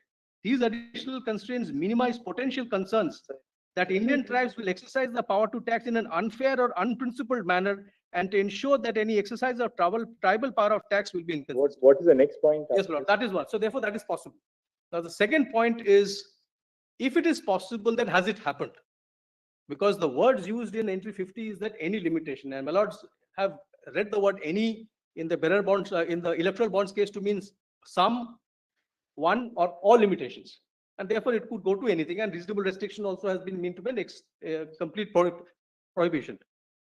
It is our submission, my lord, that section 9 of the MMRD and the architecture of MMRD has actually imposed an entire restriction on the taxing power of the state for mineral rights. We apply the aspect theory. There is one aspect that has been written there, which is the taxes on mineral rights. There could be other aspects, we don't know. Subject to the states having that power on that aspect, state can levy tax. But the aspect of tax on mineral rights has been taken over by the parliament by virtue of section 9, because section 9 has all the ingredients of a levy, of a valid levy as per Gangasaran and Govindsaran. The taxable person is there, mineral right holder. Taxable event is there, the conferment of the right and extraction of the mineral. The measure and value of taxes, the rate of tax is there in as much as there is a rate, specific rate that is provided. So section 9 is the only sphere for mineral rights, because there is nothing left thereafter. Maybe there is other aspect of mineral rights that may be there, but that the state will have to find power, unlike the parliament, which has a residual power. And the third is whether the parliament can arrogate itself the power to taxation. Well, the submission is as follows. We apply the principle as applicable in doctrine of eclipse. Well, Lord knows, if a pre-constitutional law was ultra vires the fundamental right, it is not dead and gone. It is in a moribund state, which means it is inoperative. Applying the same principle, as soon as the parliament exercises the power under entry 50, that whole taxing power is in a moribund state. It is inoperative. The purpose of 248 is to deal with such subjects and such enumerations which is active. Because conferment of power is means that you must use that power. If you cannot use the power, it is in a moribund state. It has to that extent become dormant and ineffective. Therefore, that cannot be there. Thank you, Mr. Ghosh. Thank you. Obliged. Now, who's next? Yes, my lord, as per Ghosh. Anything has been argued. Yes, We'll note your appearance. Sequence. By consensus. So, Sorry? sequence. Lord, as per sequence, I am supposed to do. Lord, I am. You can. I'm sorry. Mr. Datar is Not like your SLP day, Monday, Fridays. I'm so sorry, Lord. Like a T20, yes. I'm so sorry, Lord. As per sequence, I was supposed to come, Lord. I am. As per sequence, I'm so sorry, Lord. This has happened at my turn. Lord, I am only answering few questions which have been raised, and as per my submission, Lord, few new answers can be given to that, Lord. One question which has been repeatedly asked by particularly by Justice Nagaratna and Justice Roy, Lord, that to what extent Parliament has taken over, Lord. And to that, Lord, Mr. Salve has referred that trilogy, and my submission is the consistency in all constitution benches except Kesoram is that total inundation in respect of both regulation as well as inundation, total denudation. Denudation, extraction, all denudation also what has been used in Sandur, Lord. Denudation and Sandur and Bharat coking coal has gone. Bharat coking coal and Sandur has gone to the extent of saying that even executive power. All right. Under Article 1. Let's Lord, start the other side at Lord, 3:30. Give 1 hour. Lord, when Mr. SG was citing that form, Lord, my Lord was looking for substantive limitation. My Lord, just tell us who are the others who please give us your appearance. Lord, 27, Lord. There is substantive limitation. Yes, Mr. Levy, please start. In sequence myself. Yes, Mr. Vasudev. Sir. One new point. New point. Yes. New point, sir. New point statement. सुन तो लीजिए. Lord, sir, here I raise the point only fifth and आपके पहले new point. सुन तो लो जरा. In sequence, sir, आपके पहले सुन तो लो. इतनी भी तो क्या जल्दी है? आधा घंटा है हम लोगों को. आपके पहले सीनियर काउंसिल है, तो 2 मिनट दे दीजिए. Just want to point out one fact. I beg to appeal Civil Appeal 945A of 2013. But we learn every day. Yes, Mr. Vasudev. I fear for the NTPC. They have given us submissions which are on record for supporting what everybody else says. I just wanted to point out a notification of the 1st of August 2077, issued under 2007, issued by the Government of India, which deals with the question of royalty and the calculation. And in paragraph 4, it says, for states other than West Bengal, levy cess or other taxes specified to coal-bearing land, the royalty allowed shall be just the local cesses, because we have a situation where the local cess comes. So you have a question of a royalty. Now, if the local cess is to be there, then in keeping with the constitutional scheme of having a standard tax or a standard royalty all over the country, The local cess should be All right, thank included. you, we got the point. In Yes, that- Ms. Bhati, thank you. Just one more second, minute. In that context, I must say that in our cases, we are operating in Madhya Pradesh amongst other states as the NTPC, acting in the national interest. We are now being levied with a cess, which is very high, making it difficult to balance the finances with regard to the other states. So my respectful Thank you. submission is this notification, cess should be a part of royalty, not excluding them. Well, Of course, we will argue this before the other benches when it comes up. What is the submission to your lordship? Grateful. To appear for two of the coal companies, my lords. My written submissions are already on record. The only additional point that I've made, my lords, which some of the seniors have touched upon, is the Coal Mining Area Acquisition and Development Act, my lords, which is the regime under which we operate. And there, my lords, the levy by way of amendment, the act is of state governments. So, my lords, we have an alternate submission, but my lords, I wanted to bring that because as nationalized coal companies, we are, my lords, paying that to the state governments under that regime. Just two lines, my lords, I want to add, my lords. Firstly, my lords, your lordships are looking at the interpretation of entry 50, which is a taxing right, taxing power, but it is not eclipsed by a taxing power. It is eclipsed by a regulatory power. So my lords will, my lords, consider that aspect. Second thing, my lords,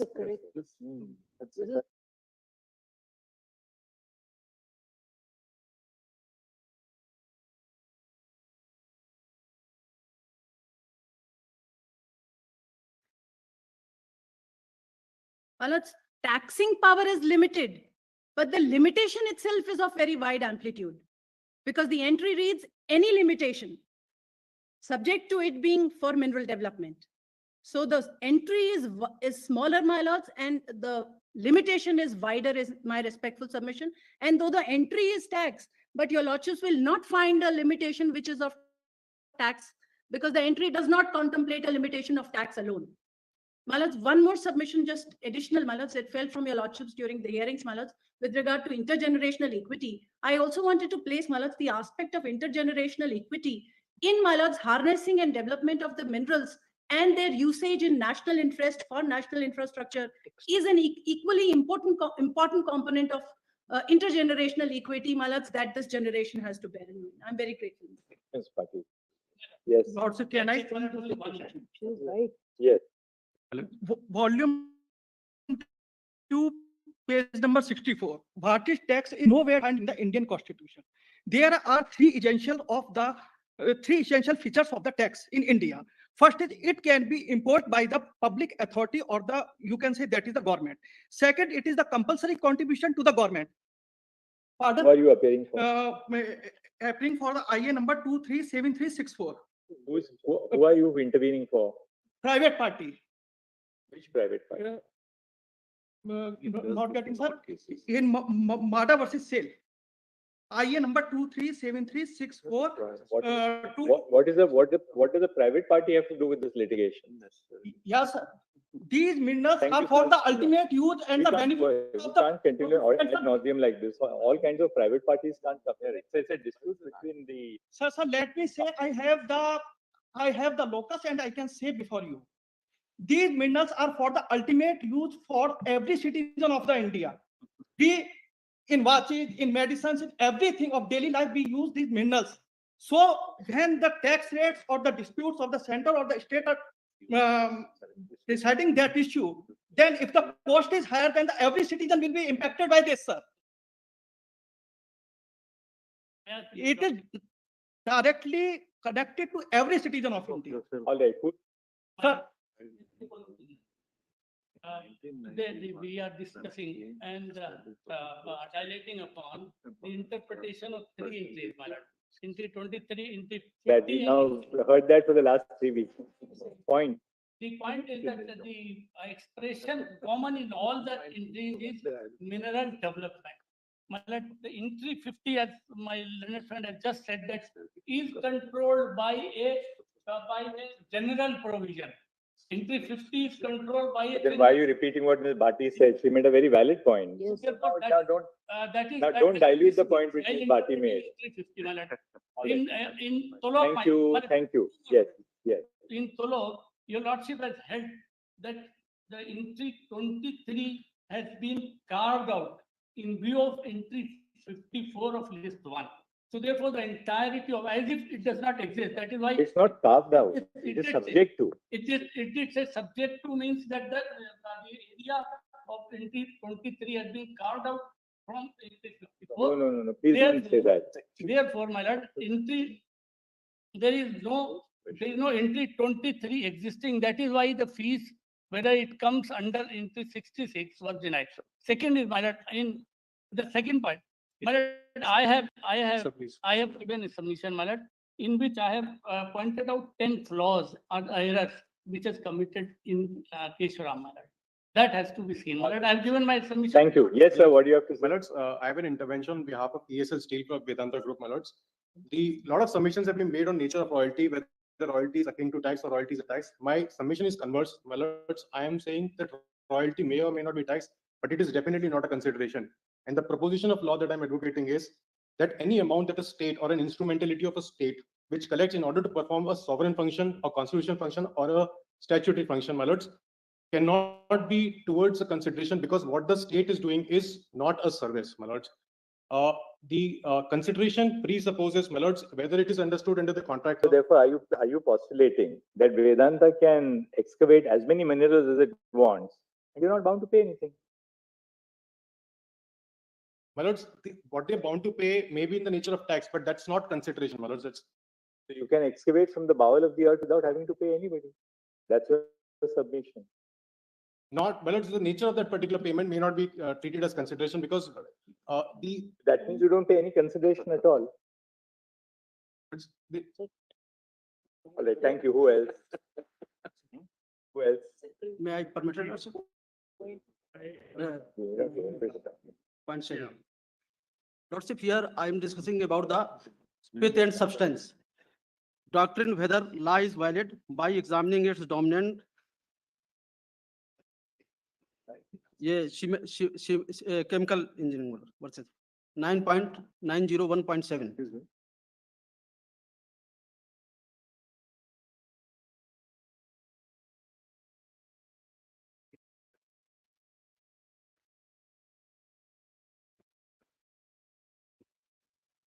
Only two things here. One thing is Lordship already pronouncement by the apex court. So Data, Later on legislation. I think we rushed you a bit. Mr. Rakesh Dwivedi can start in the morning tomorrow fresh. Is it okay? We have left for 20 minutes. Yes, as a lordship. I think that's better. Mr. Datar, we rushed you a little bit. We'll give you the last word. You can wrap it up for us. Yes, One second. Please now. Let's not go from the sublime to the ridiculous now. Please. Wait, Lord. Mr. Menon wanted to have 2 minutes. Yes, certainly, Mr. Lord, I had occasion to assist full court in the larger bench in the Thresiyama Jacob, which everyone was referring to. That is, where in Kerala, the minerals are vested in the private persons. Now, in that one issue was left open was. Mr. Menon, why don't you do this? Just close everything. Yes. And give us your core consciousness. Tell us what you would like us to. My point was that. Just leave aside everything and just tell us what you. Yes. My point is that. Conceptually in your mind. Yes, royalty and tax are mutually exclusive.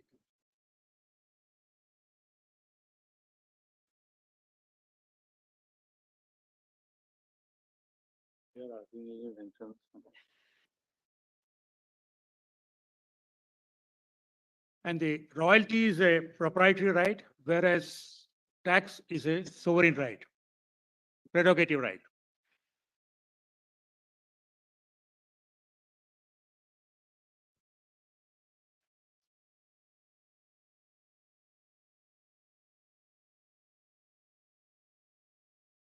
Yes.